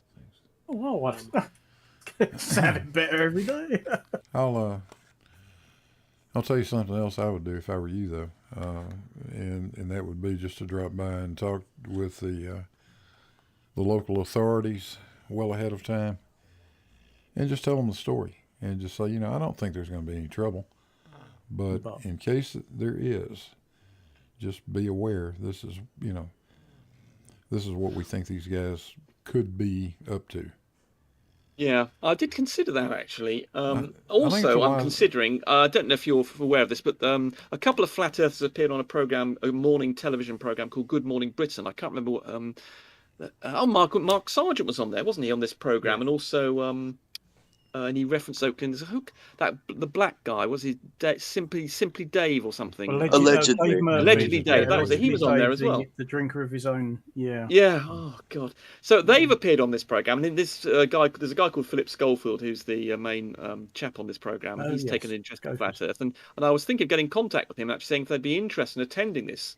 Though they only go up broadcast on a weekday morning, and obviously we intend to do this at the weekend so we can get maximum number of people. But I was wondering if I might come in. So, anyways, if I have a TV crew there, then as well as probably overdoing fortunately this observation point's right next to a fantastic pub car park, so there's lots of room there. But if I've had a TV crew there, then I think hopefully they wouldn't require so everything would be on camera. So that might be entertaining. So if they won't do it, then I might. Because I'm reasonably confident now, after the work that Farmers and I and others have done, that that we've got something to show off now. Whereas before, when I was first doing it, getting everything aligned and sorted out, and this is why I didn't try and do any fundraising beforehand, because I wasn't confident that I'd be able to deliver a product. But now I'm confident that we can do it. And so I'm more keen on sort of approaching sort of the authorities and things and the media about it. And possibly raising a bit of cash to help out to do some extra things like extra drones and some extra cameras to make the footage be a bit more professional. Yeah, you'll be amazed at how generous the community is. I was with Cavendish. Yeah, but your thing was great though, Blue. I mean, yours was a proper scientific experiment with you had your proper tools, and you had you end up with a nice, beautifully designed thing in the end. Most of ours are just sticking some poles up, and actually, surprisingly, it is a bit more. It is actually quite. Sticking some poles up. It's a bit more than that, if I recall. It's actually been. For someone, I mean, it has been quite demanding. Certainly, with Farmers and I have spent a day just trying to fiddle with a pole to get it and a thermistor array to try and get it to slide up and move around properly. I mean, it's just. I hope they've survived. Yeah, but some of them are in care with you weren't there when there are some local people there who are helping me, and they've been storing away some of the stuff. Oh, good, good. And they're providing me with various facilities. Farmers hasn't met them yet, but a guy called Andrew from the Cambridge Skeptics has, and WS met them, and my pal Nigel has met these people who have been very helpful, and so and they're the people who wrote in they're going to put the whole thing in a local newsletter. They control this newsletter for this Welney community, so they promised me 400 or 500 words in the article when I get round to giving them the material. Yeah, two left thumbs in the chat says as long as it's not manual relief, I can turn up. Yeah, two left thumbs. That's the guy. Yeah, that's the guy. That's the guy I was trying to remember the name of. He was the one who was expressed an interest, and I was going to communicate with him. Yeah, two left thumbs was the other guy that That's Lefty. That's the guy that built the adjuster mechanism for Cavendish. Ah, yes. Really? Yeah. Yes. Remember you saying that? Wow! Oh, two left thumbs. Well done, that man. The absolute most beautiful part of the whole thing was that damn adjuster. My God, that thing is gorgeous. But hold on, but he's in America. Hold on, I'm confused now. No, he's not in America. Oh, right. Okay, I assumed this guy that's been helping you out and sending you stuff was in US. You're saying he's British? Yeah, he's over here in Blight. He's not American. Oh God, right. Oh, this was an international effort, Rumpus. You learn something new every day. Oh, two left thumbs. Well done, two left thumbs. Brilliant for helping Blue out there. Okay, well, if you're capable of doing that, I'm going to be a bit embarrassed about our core. If he can do things like that, I'd probably be a bit embarrassed to show him off our posts and things. And oh well. Yeah, you might have a point. Yeah, I don't know. Hell, he made me step up my game when I saw what he built. I had to work hard to try to make the cabinet suitable for the wow. Bloody hell! God. Okay. Okay, I'm going to be really embarrassed. Okay, when I'm showing off my handiwork. I'll claim that Farmers did it all. Oh my God, that thing's gorgeous. Right. Okay, I didn't realize. I thought he was on about. Okay, I didn't realize he was sending stuff across the pond to you. Right. Oh yeah. Okay. Bloody hell, two left thumbs. I didn't realize what Okay, you are. He used to be. Well, I don't know how long he's lived in Ely, but he obviously at some point was local to me then, because Ely was only about 20 minutes away from me where I grew up. Okay, brilliant. I mean, I had him down as something I was going to have to communicate with. I'd already told him I'd tell him what's going on and when to join him, but I didn't realise he. Okay, brilliant. Wow. He's a heck of a nice guy, despite his occasional reminding me that he suggested tungsten wire to start with. Before I went through 15 different damn alloys and decided I ought to use tungsten. I thought you only went through a couple. Oh, I went through a lot of wire, a lot of different wire. Did you document that in your? I've forgotten if you documented that in your publication. Yeah. Yeah. Okay, sorry, I've forgotten that. Okay, I have to read that. I tried. Well, I wanted to use copper, but couldn't find any copper that would work, because the copper you get now is 99.99% pure copper. Yeah. And the stuff's just too soft. Is it? Not enough tensile strength. Where's Wally's asking you, Blue, for a photo? I presume he's asking for a photo of the adjuster. Two left thumbs. I believe I can accommodate that. Let me Yes, fish Wes around Wally for a wants to minute. see some mech porn, please. Some what? I know where you're coming from, Wes Wally. I have subreddits like that. Yes, two left thumbs. I wasn't too far from you. Yeah, good old Cambridgeshire accent. Yeah. Eric E. would also like photos of the Cavendish adjustment mechanism. But that's in the live chat. In the Discord. Eric, yeah. And of course, Eric's been helping me as well on... yes, of course, Eric has been helping me on Rect as well. I've given him a credit in my... he's been helping me doing some of the plotting of stuff, and has been helping me with research, actually, on some stuff. So Eric's been good to me as well. What about a copper wire that's covered like speaker wires? Insulated? No. And that's stranded anyway. Ah, so you don't... Right, so Blue, I didn't realise this. I randomly assumed it was stranded, but it's not. Okay, right. No, you don't want to try to use stranded. Yeah, I must be thinking about it. Yeah, that wouldn't be consistent, would it? Yeah, be open to... Credit would give you a bias on the turn. Yeah. Right, good point. Good point. Yeah. Yeah. Right. Now let's see if I can figure out how What to did Mr. share Cavendish this. use?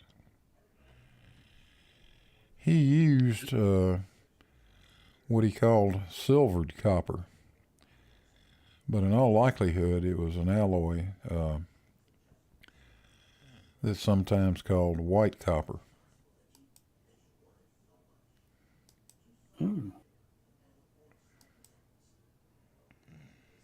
There we go. Now it'll pop up on YouTube here in a second. And I forget what white copper was an alloy of. It was the Chinese had it. It's copper nickel. Yeah, I think it is nickel. A copper nickel alloy. Hey, Blue, where did you post that picture at? It's in the YouTube. not posted live right stream. now. Oh, it's just turned up on YouTube. Yeah, it's on YouTube. It's on the live chat. I can it's on put it in YouTube. the live chat. Hang on. Honestly, it's no pleasing some people, is it? Eh? No.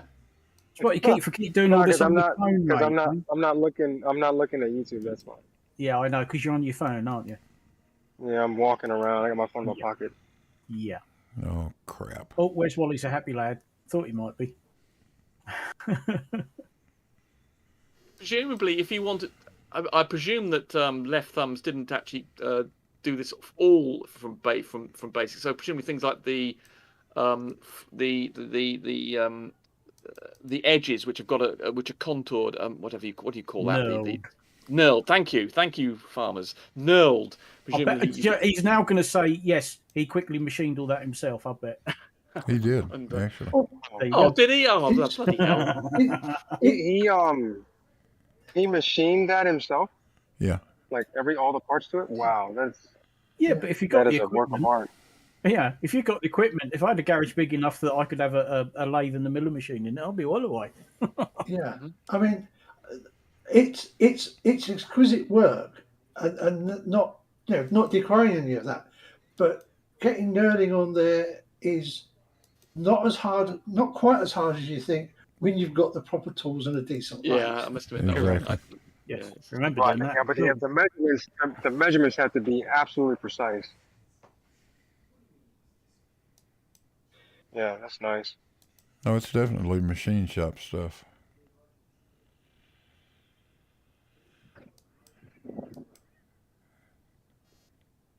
I had originally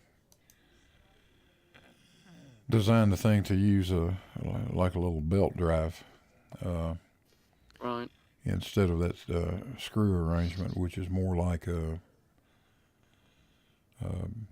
rack and pinion sort of thing. Yeah. But after Lefty built it, he wasn't happy with the way the thing was moving, and he took a crack at that, and I fell in love with that design. I thought, hey, man, that's cool. Yeah. No, see, he's just said, look, it's all from round or flat stock, but I have space for the proper tools, and that is half the problem. It's having the room for everything in the first place. Because I mean, a lot of this stuff you can pick up relatively cheap here, certainly if you're going for older second-hand gear. But yeah, most of us don't have a garage or a workshop big enough to go, oh yeah, we'll bung a lathe over there, we'll stick the milling machine over there, and blah blah blah blah blah. I ain't even got room for a bloody pillar drill. I mean, I'd like a pillar drill. You can pick up quite a nice Mitford lathe for about £1,000. Yeah, and they are kind of like traditional high-end hobbyist type machine shop tools. So he did all the threads as well, then, did he? On all the threads on those things. Yeah, but again, if you've got a lathe, if you've got a good lathe, that's not actually that hard to do. Because I'm sure I did half of this at school. Well, I think I only got a grade D at metalwork. O-level metalwork, but I mean, are there some washers and a circlip there? I can see a circlip at the. What's that? Because I wouldn't know how to design. I mean, I can get the idea of that obviously the screw thread there is pulling. There's presumably another thread in the disc at the top there, and obviously the thread engages with some grooves in that. Yep. And there's a circlip going on there. I mean, I wouldn't know why. I wouldn't understand why you need a circlip and some washers or something. There, I can see. Well, there's a thrust bearing up there. Oh, right. Yeah, of course. I forget what a thrust bearing does, as opposed to a normal sort of bearing. It takes axial load. It works just as it works along. They're typically little roller bearings, and it's designed to take axial load. Yeah, that's what I'm. Yeah, that's right. Actually, that's what I'm trying to say. Yes. I missed it. What is the little tool is supposed to be doing? That is what we use to adjust to turn the wire, the torsion wire, so that you can center the balance up in the case. You're dead in the water with a true Cavendish device like that, unless you've got some way or the other of setting the position of the balance. Okay. Yeah, I just heard you were talking about needing the space for the tools. I just happen to have access to mill, lathe, and all of that stuff. I make parts for my telescope with it. Yeah. Wow. That you are. But Sleeping Warrior tried so hard to recreate the torsion bar. Sorry, Without using a torsion wire, yeah. Sorry to interrupt you there, Ellen. That's just so funny. That is, I can't control myself when people bring that up. It's just A torsion so balance funny. with no torsion wire. Yeah, well done. But he wasn't the only one, was he? The other guy who was talking about doing it. It wasn't just. It was the doctor. Was it Doctor someone who was designing? Dr. John D. Yeah. And he did the same thing. It didn't have a torsion. It didn't have a thing for fighting. Oh God! Yeah, the fundamental nice thing. work. Make a torsion balance and then forget about the first word. Oh yeah, torsion. Just the thing that was stuck. It was just suspect. It had a little point where it was located. Could swing around without any interference. Yeah. Oh, dear. Yeah, it's quite stunning. It just shows you how bloody ignorant they are. And yet, immediately, it's like you said, as soon as you disagree with them, you're the liar. But it's like, guys, come on, torsion balance. Yeah, I think he purposely did it incorrectly. That's what I think. Really? I mean, why would you bother? I don't know. That's my opinion. Oh, that is... Yeah, mate. Who knows? Just like when Chris Berry did his. Oh, he purposely did it incorrectly. Or maybe he's just that dumb. I think he's that dumb. I think he's one of the ones that is just that dumb. But one of them was this doctor. But one of them was one of the ones that in that cabbage was it Doctor John. The guy John claims D, wasn't it? That's it, Dr. John. The guy claims to have a PhD in spectroscopy, and who is one of the dumbest people. I mean, he's clearly on the rails, but he claims to have a doctorate in something. I believe it's photospectroscopy, and if you look it up, he's got a PhD in something you can't get a PhD in. Yeah, but he did claim to do it from Cranfield University, which is quite close to you, isn't it, Farmers? It's not a million miles away. And if you actually look at it, he claims. Thank you, Eric. Eric is Dr. John D. And he claimed, and he must be. And I think actually we looked up there, and there was someone of his name who had been through it. But the guy is so stupid. I mean, Miles Davis had a long experience with him, and I had a long experience with him over Skype. And the guy's an absolute moron. I mean, just. Rumpus, just because you've got a PhD doesn't make you smart.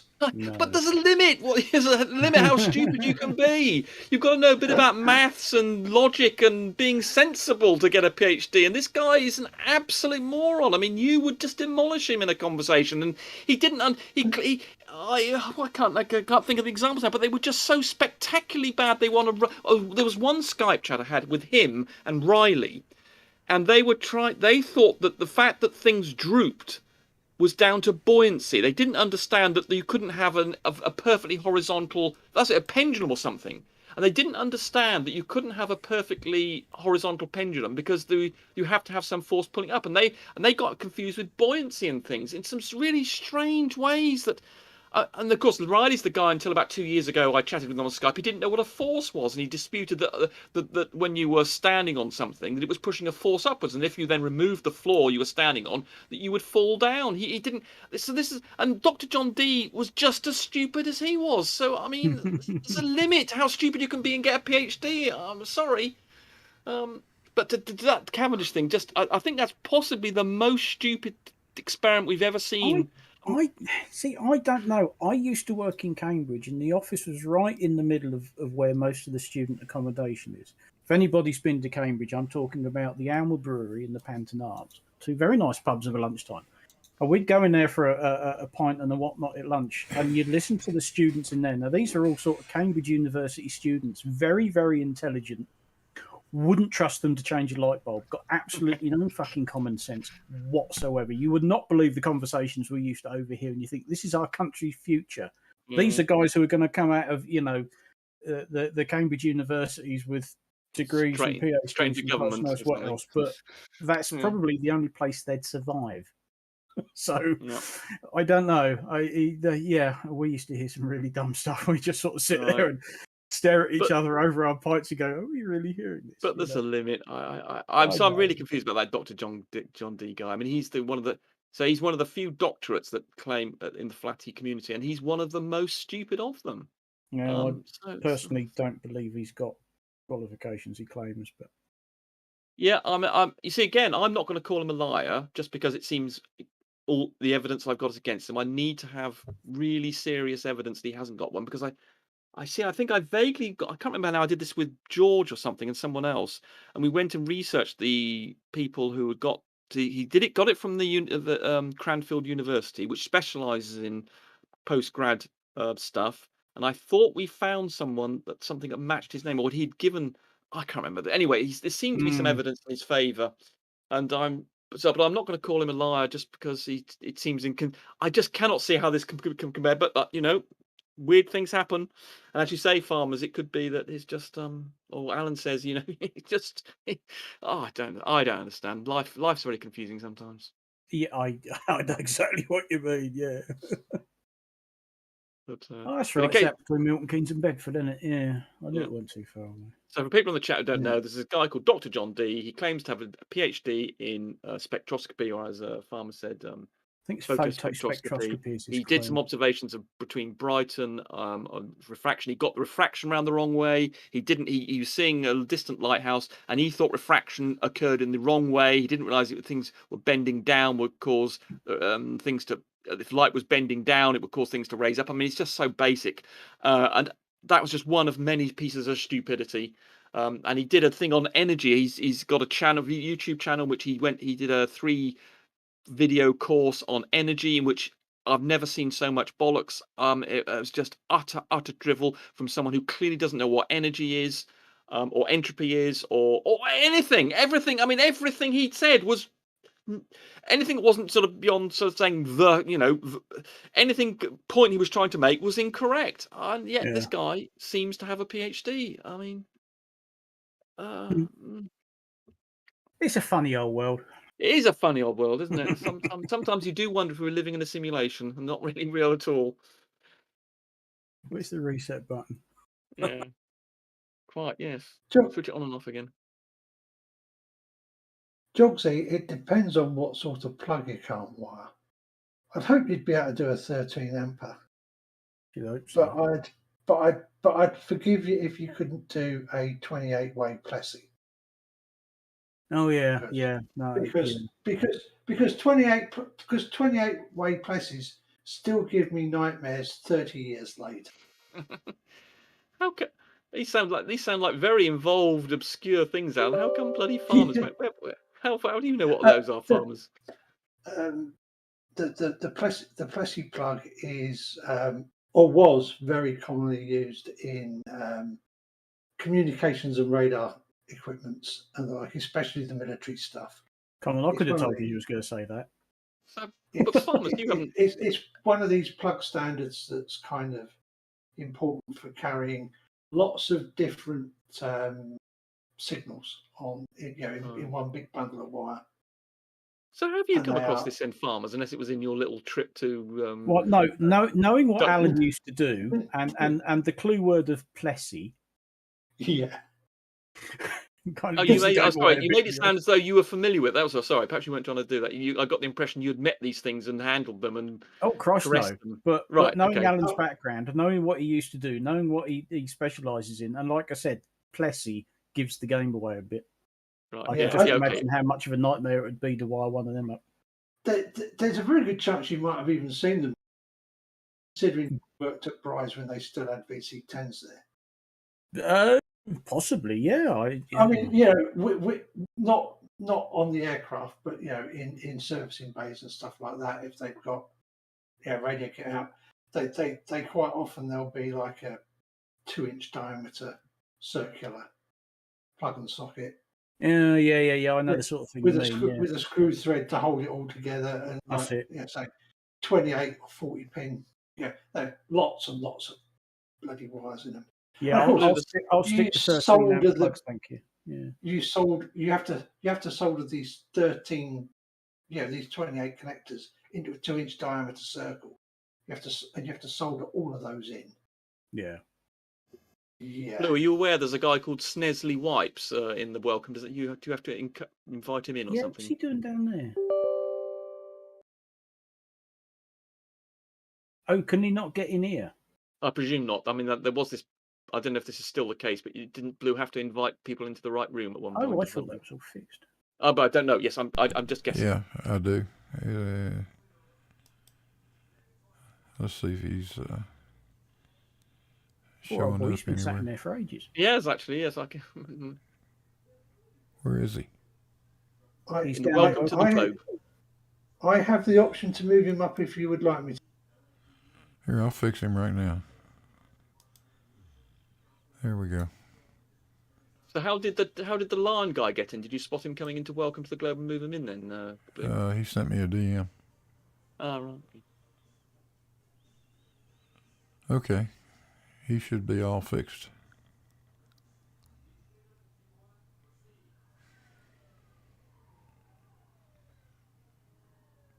Hopefully. Yeah.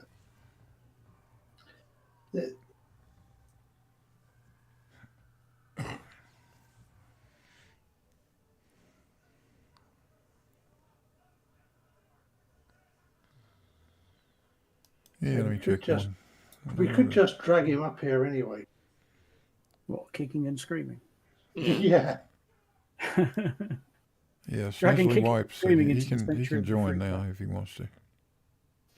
If bloody if two left thumbs can produce stuff like that, well, that's God. If we ever meet a problem then in Wrecked, I know where to go. Here, I'll It stick was him he up when there. we needed him last year, Yeah. There. Where was he? Bloody hell. Now he's in here. I moved him up here. Nestle! Probably not even there. Probably given up and buggered off. Yeah, he probably given up. Yeah.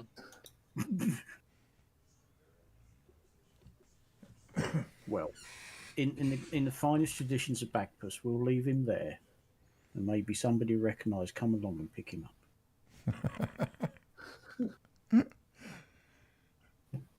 All right. In fact, this is a very esoteric British thing. In fact, I think you probably have to be. That was my all-time favourite children's program. Oh, I have really? every Oh. episode on DVD. Oh my God, Farmers! bloody Somebody hell. bought it for me as a joke one Christmas, and I went, "Oh, thank you, that's brilliant." They went, "Eh?" It's definitely got an old world charm about it, hasn't it? Well, of course it has. Come on, it's Oliver Postgate. I mean, they all have, Yes, you know. And indeed. at the same time, my brother got given the Clangers, and he said, "Oh wow, that was one of my favourites too." And these were joke presents that were supposed to take the piss, and it was like we were both like, "Oh, thank you very much." Yeah, in case some people don't know of America, the Clangers is a very strange sort of puppet. It's a bit like Wallace and Gromit, except little furry knitwear things that used to make little whistling noises. It's just a kiddies thing. Yeah, absolutely It's got a charm about it. I wonder if Americans ever came across Magic Roundabout. Oh, there you are, Farmers. That was something else completely, wasn't it? Yeah. Yeah, so That Farmers. was a French thing, wasn't it? That we sort It of was a took off them. very weird French thing Yeah. that was that was done, and then they basically took the audio track off it completely and rewrote it Yeah. for English language. Yeah. So the story might have been completely and utterly different to what happened in the French version, but they just put an English story to the action. Boing. Famously, there's a guy called Zebedee. Yeah, that's right. Zebedee would go boing, so people the joke would be. Oh, dear, that's totally Time for derailed the bed. conversation. All right, Blue. Two left thumbs is hold on, I've been chatting to you, John. I says he seldom uses Discord. Yeah, but Blue, could you just DM me Two Left Thumbs email address in case because he says he doesn't use Discord very much. I did communicate with him, but apparently he doesn't use it very much. He should. If you could, he's asked me to send his email to me because I will. Yeah, he sounds like some very yeah. Okay, I didn't realise Very that. useful and living in Ely, you ain't Yes, going to get a lot it's more ideal. than Yes. that, are you? Blimey. Yeah. What do you like at handling a machete, though? 2 left thumbs. We need because well, when farmers are doing Oh, it. don't bring the bloody machete up Sorry, again. we need, but we had cutting down some reeds and things. We That had to do at one point. sets the Bevites off something Yeah. rotten, and they didn't even know it at the time. Yeah, that's right. Yeah, I had when my pal Nigel was busy actually using scissors to cut down reeds at one point to try and because we needed to do some surveying parts and we need to know the height of these stations against the water level, and so you needed a clear line of bit of a track to get from the posts on the bank to the water, and so you need to clear away these goddamn reeds. Well, that'll get slung in the rucksack again in case it's needed. So. Oh, to me, both the French team and Emma Thompson's dad were using similar drugs, I think. Oh, right. You didn't even know what the plot of the French version was. No. No, we didn't need to, did he? Okay. No, he just had the video. Sorry, he just had the film. Yeah, I did think it was a bit that the narratives were a bit peculiar. They did seem rather disjointed and rather arbitrary. So yes, okay, I detected this lack of narrative structure. Okay. Oh, but I think the best one was the herbs, though. I shouldn't really talk about. I loved the herbs. They were just fantastic. Well, I've seen a couple of clips of them recently, and I just thought how sophisticated this stuff is. The word, the use of English is just absolutely witty. Precise English, and when you compare that with the bollocks kiddies get fed these days, dearie me. Anyway, we shouldn't bore Americans with our own personal. And when Blue's back again, we have a super chat.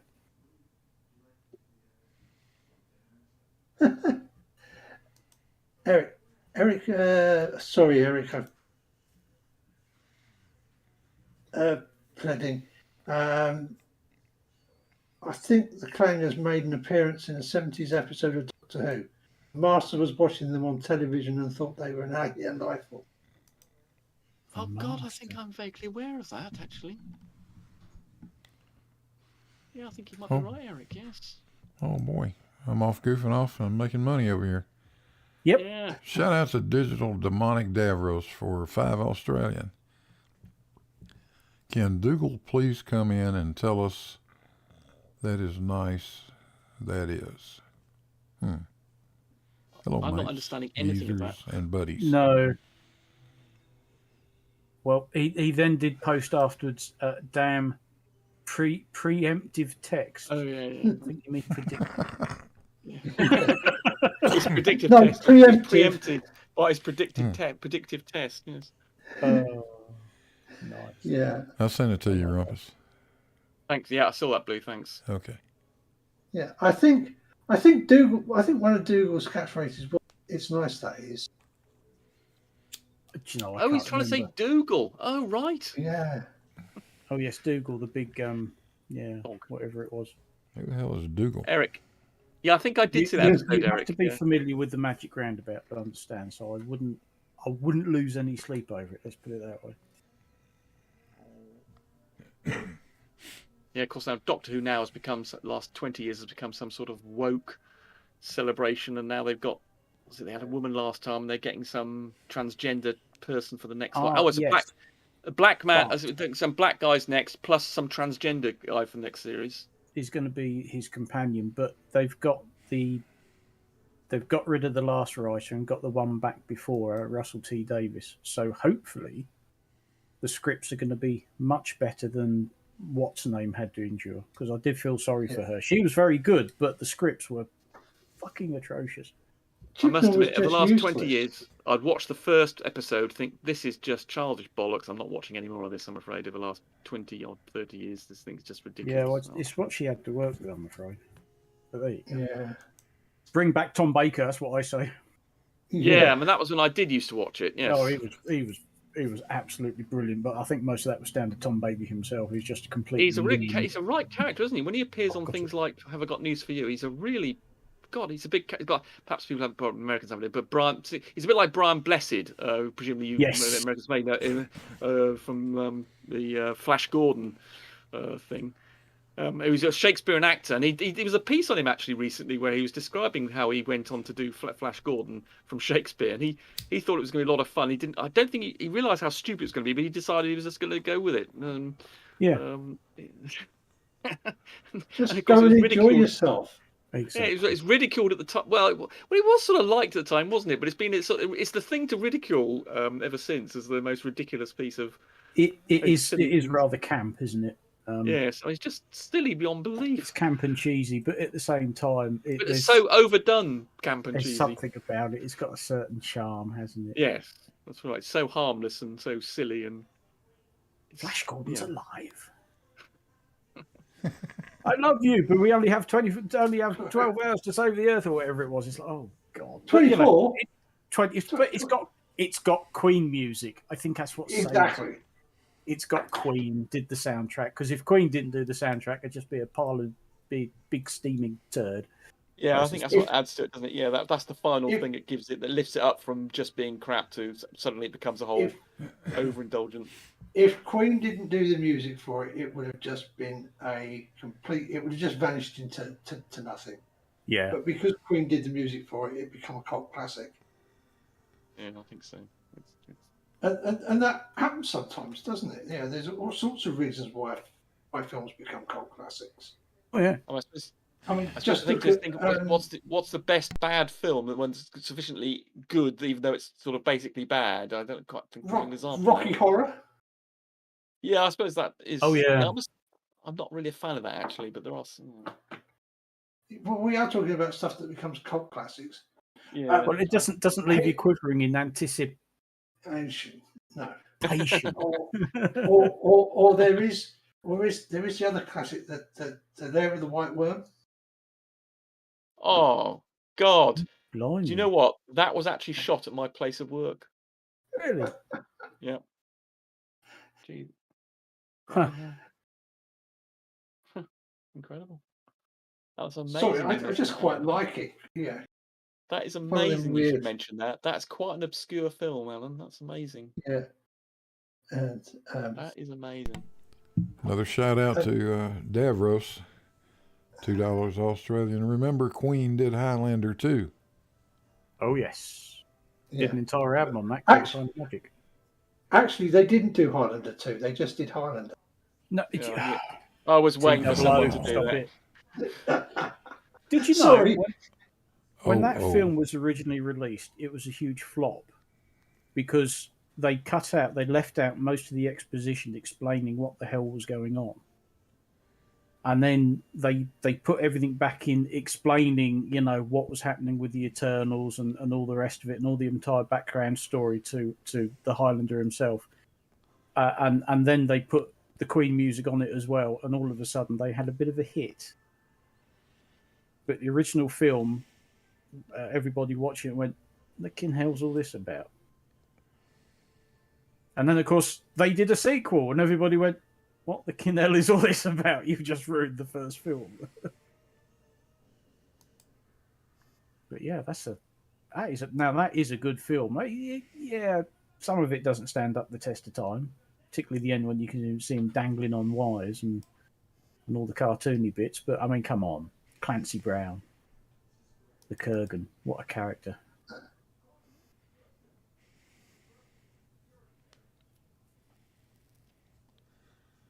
Top Secret, one of my favourites.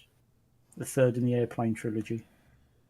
Mm-hmm. Airplane 2, Top Secret of Val Kilmer. All right. That Wait, Airplane. You dropped your Foley dog poo. What Foley dog poo? So Airplane, it's remarkable. It still stands up to modern critique and it's now. It's a direct. If you actually look at the serious film it's based on, it copies that film just about scene for scene. Yeah, it's quite. But the comedy is just, and I swear, every time I watch one of these films, and I've seen them so many times, I can't remember, but I still spot something new. There's always some little detail to pick up on because there's so much in them. Yeah, because Airplane was based on Airport, wasn't it? See, some of it's just yeah, so legendary that we all know. You know, yeah, exactly. Vector Victor. Roger, huh? Huh? So you was Unger over and I was Unger done. No. Yeah. I mean, come on, the Roger thing's got so bad that they put it into all them Star Wars cartoons, didn't they? Yeah. You had the second one that had Captain Kirk in it. Good old William Shatner. Take me to the bridge, sir. We have no bridge. Right. Oh yes, that's right. Yes. Have you figured out what any of this does? No, it's just lots of flashing lights. And to make the doors open, you just had to go shh. But it didn't matter what actual sound you made, it would open the door. Have you ever seen the Star Trek without the sound effects? It's amazingly different. The atmosphere is when you have a completely silent set with just them talking. Yeah. And without the background noises, you suddenly realise how absolutely vital those noises were to give the feel for the thing. Oh, and it's you just don't notice it at all. But when you suddenly listen, when you do get it on, and he put I should guess, an enormous amount of effort into doing those noises. And there's a beep, there's a background beeping sound, and there's at least 3 or 4 noises going on all the time on the bridge, and they're absolutely crucial for the atmosphere of the thing. And I'm just thinking, God, if I was doing this, I wouldn't have thought about that. And the professionalism and it's just spectacular how those noise effects are just so crucial. And when you see a scene, as I've done, of them acting without the sound effects in, it just seems like some people running around in a shed, basically. It's just, looks ludicrous, but with the sound effects going in there, suddenly it works. Yeah. Except for the fact they did silly things like various episodes had something was 100 meters away, or something. There's a missile firing from 100 meters, and they got all their distances all wrong, and stupid little stuff like that. Yeah, but it was. I can bear to watch the original Star Trek. I can just about bear to watch the second series, but after that, I'm afraid I can't cope with it. You watch a new one? I haven't. It's Enterprise pre-Kirk. Right. Just trying to see what's it bloody called? Strange New Worlds. Star Trek. Is it on Strange New Netflix? Worlds. Is it on Netflix or something? I don't know what it's actually on because I use a streaming service. Yeah, it's not on. I think it's going to be on Amazon, but it's not yet. All right. Yeah. That's like the Series 4 Series 4 Discoveries on Amazon now. But guess what? They want you to pay extra for it. Yeah. No, say it didn't so. What was that, Luke? I said, no, say it isn't so. They want you to pay extra. Oh, my God. Yeah. Amazon are good for that. You pay to have Amazon Prime and you get Amazon Video, and then when you see something you really want to watch, I've got to pay more for that. I've just paid for the bloody service, Capitalist bastards. Oh God! How could you have Voyage to the Bottom of the Sea without the sonar pings? The number of films I've seen that's got submarines in, and there's automatically sonar pinging away, and you think, where's that coming from then? Yeah.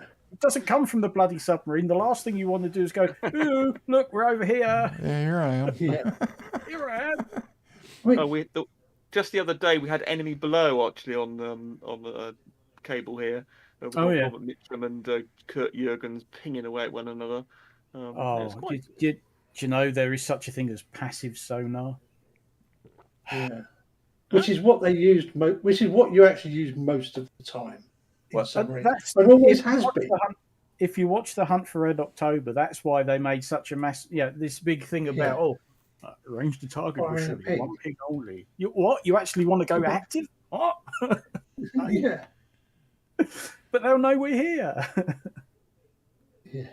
I worked with sonars for quite a long time. I've never heard a sonar sound like the ones they show on the movies. No. Yeah. Well, Hunter, I was a radar tech. Every time I see a plan position indicator radar display on film or TV, I want to smash it with a baseball bat, because you would never, ever, ever set one up one up like that, because the operators would bloody kill you because they wouldn't actually be able to see anything on it. Well, you were talking about the movies, the classic movies and all, and you brought up Airplane, but they had I think it was Hot Shots that had the guy with the big Coke bottle glasses that was the radar operator, and he sneezed. Washout. Yeah, Washout. Okay, yeah, he sneezed on the screen, and he said, "Oh my God, there's tons of them, and a big old blimp slowly moving down the screen." Yeah. That's right. They did that in Red Dwarf as well. Oh, swirly thing alert! Swirly thing alert! Are you sure it's not one of your old sneezes? Yeah, primary radar doesn't look anything like what people think it looks like. No, especially not when you're using raw radar on a good old traditional 1950s, 1960s period PPI display. Yeah. Well, come on. How many films do they still show when somebody uses a pair of binoculars? Do they still show those Yes, I know. the black surround and the two circular things? It's like, no, nobody's ever looked through a set of binoculars and seen that. Ever.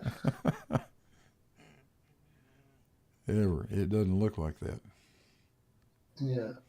I just wanted to mention John Rapp with the films and stuff. John Rapp, Weird Science with Kelly. Kelly LeBrock. Oh, yes. Yeah. 1980s Kelly LeBrock. Yeah. Of course. Very nice. Yeah.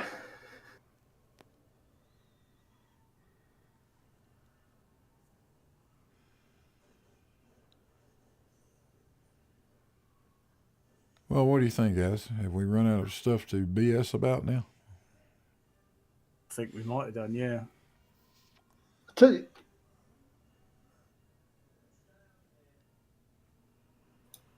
Any final thoughts, Alan? no. Oh, good. Because my brain's just gone completely blank. Eric's still sitting in here. I haven't heard from him, though. Got anything you want to add, Eric, before we go?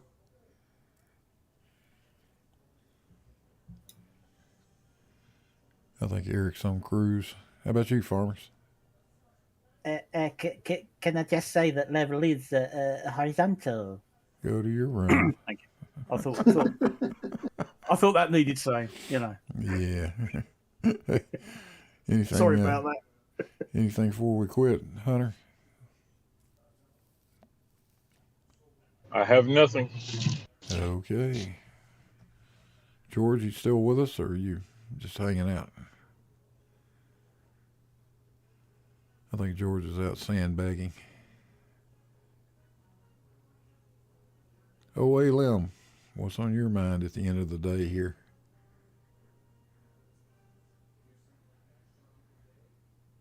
Huh? And everybody else has gone mute, it looks like. So, yeah. I think with that, we will say good evening to the YouTube crowd. And we can good night. Good night. And we'll hang around in here if anybody wants to join.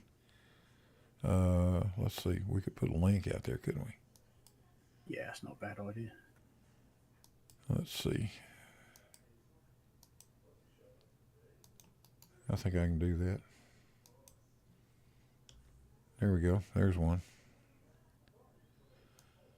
Hey, thanks, everybody. I just did have a thought. Yeah, MC Tunes tonight. I believe he's got somebody on a bit of a whiz with the GPS stuff.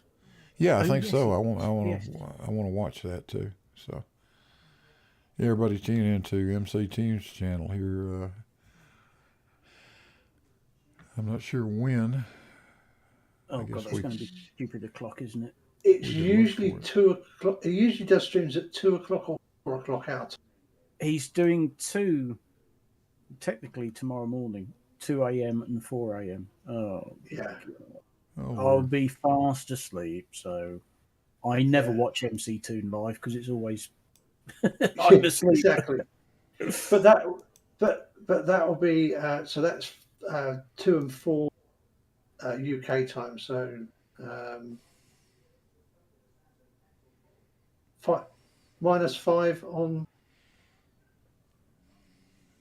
-5 on the US East Coast. Yeah. -6 in the Yeah. Central. Yeah, it looks like he's set up at 9 p.m. Eastern Time and 11 p.m. Eastern Time. Oh, God, he's debating Democ. Oh, good God. God's teeth. Who's debating Democ? There's no way to debate Democ. You just Well, MC2, it says FE debate, Democ take 2, careful, the potty mouth is extreme. no way to debate Democ is to mute him for about 5 minutes. And Yeah, that's a fact. Democ is just a disgusting animal. Yep. I don't listen to him. Anyway, good night to everybody out there in YouTube land. We will see you on the next one. Good luck, Peanuts. No,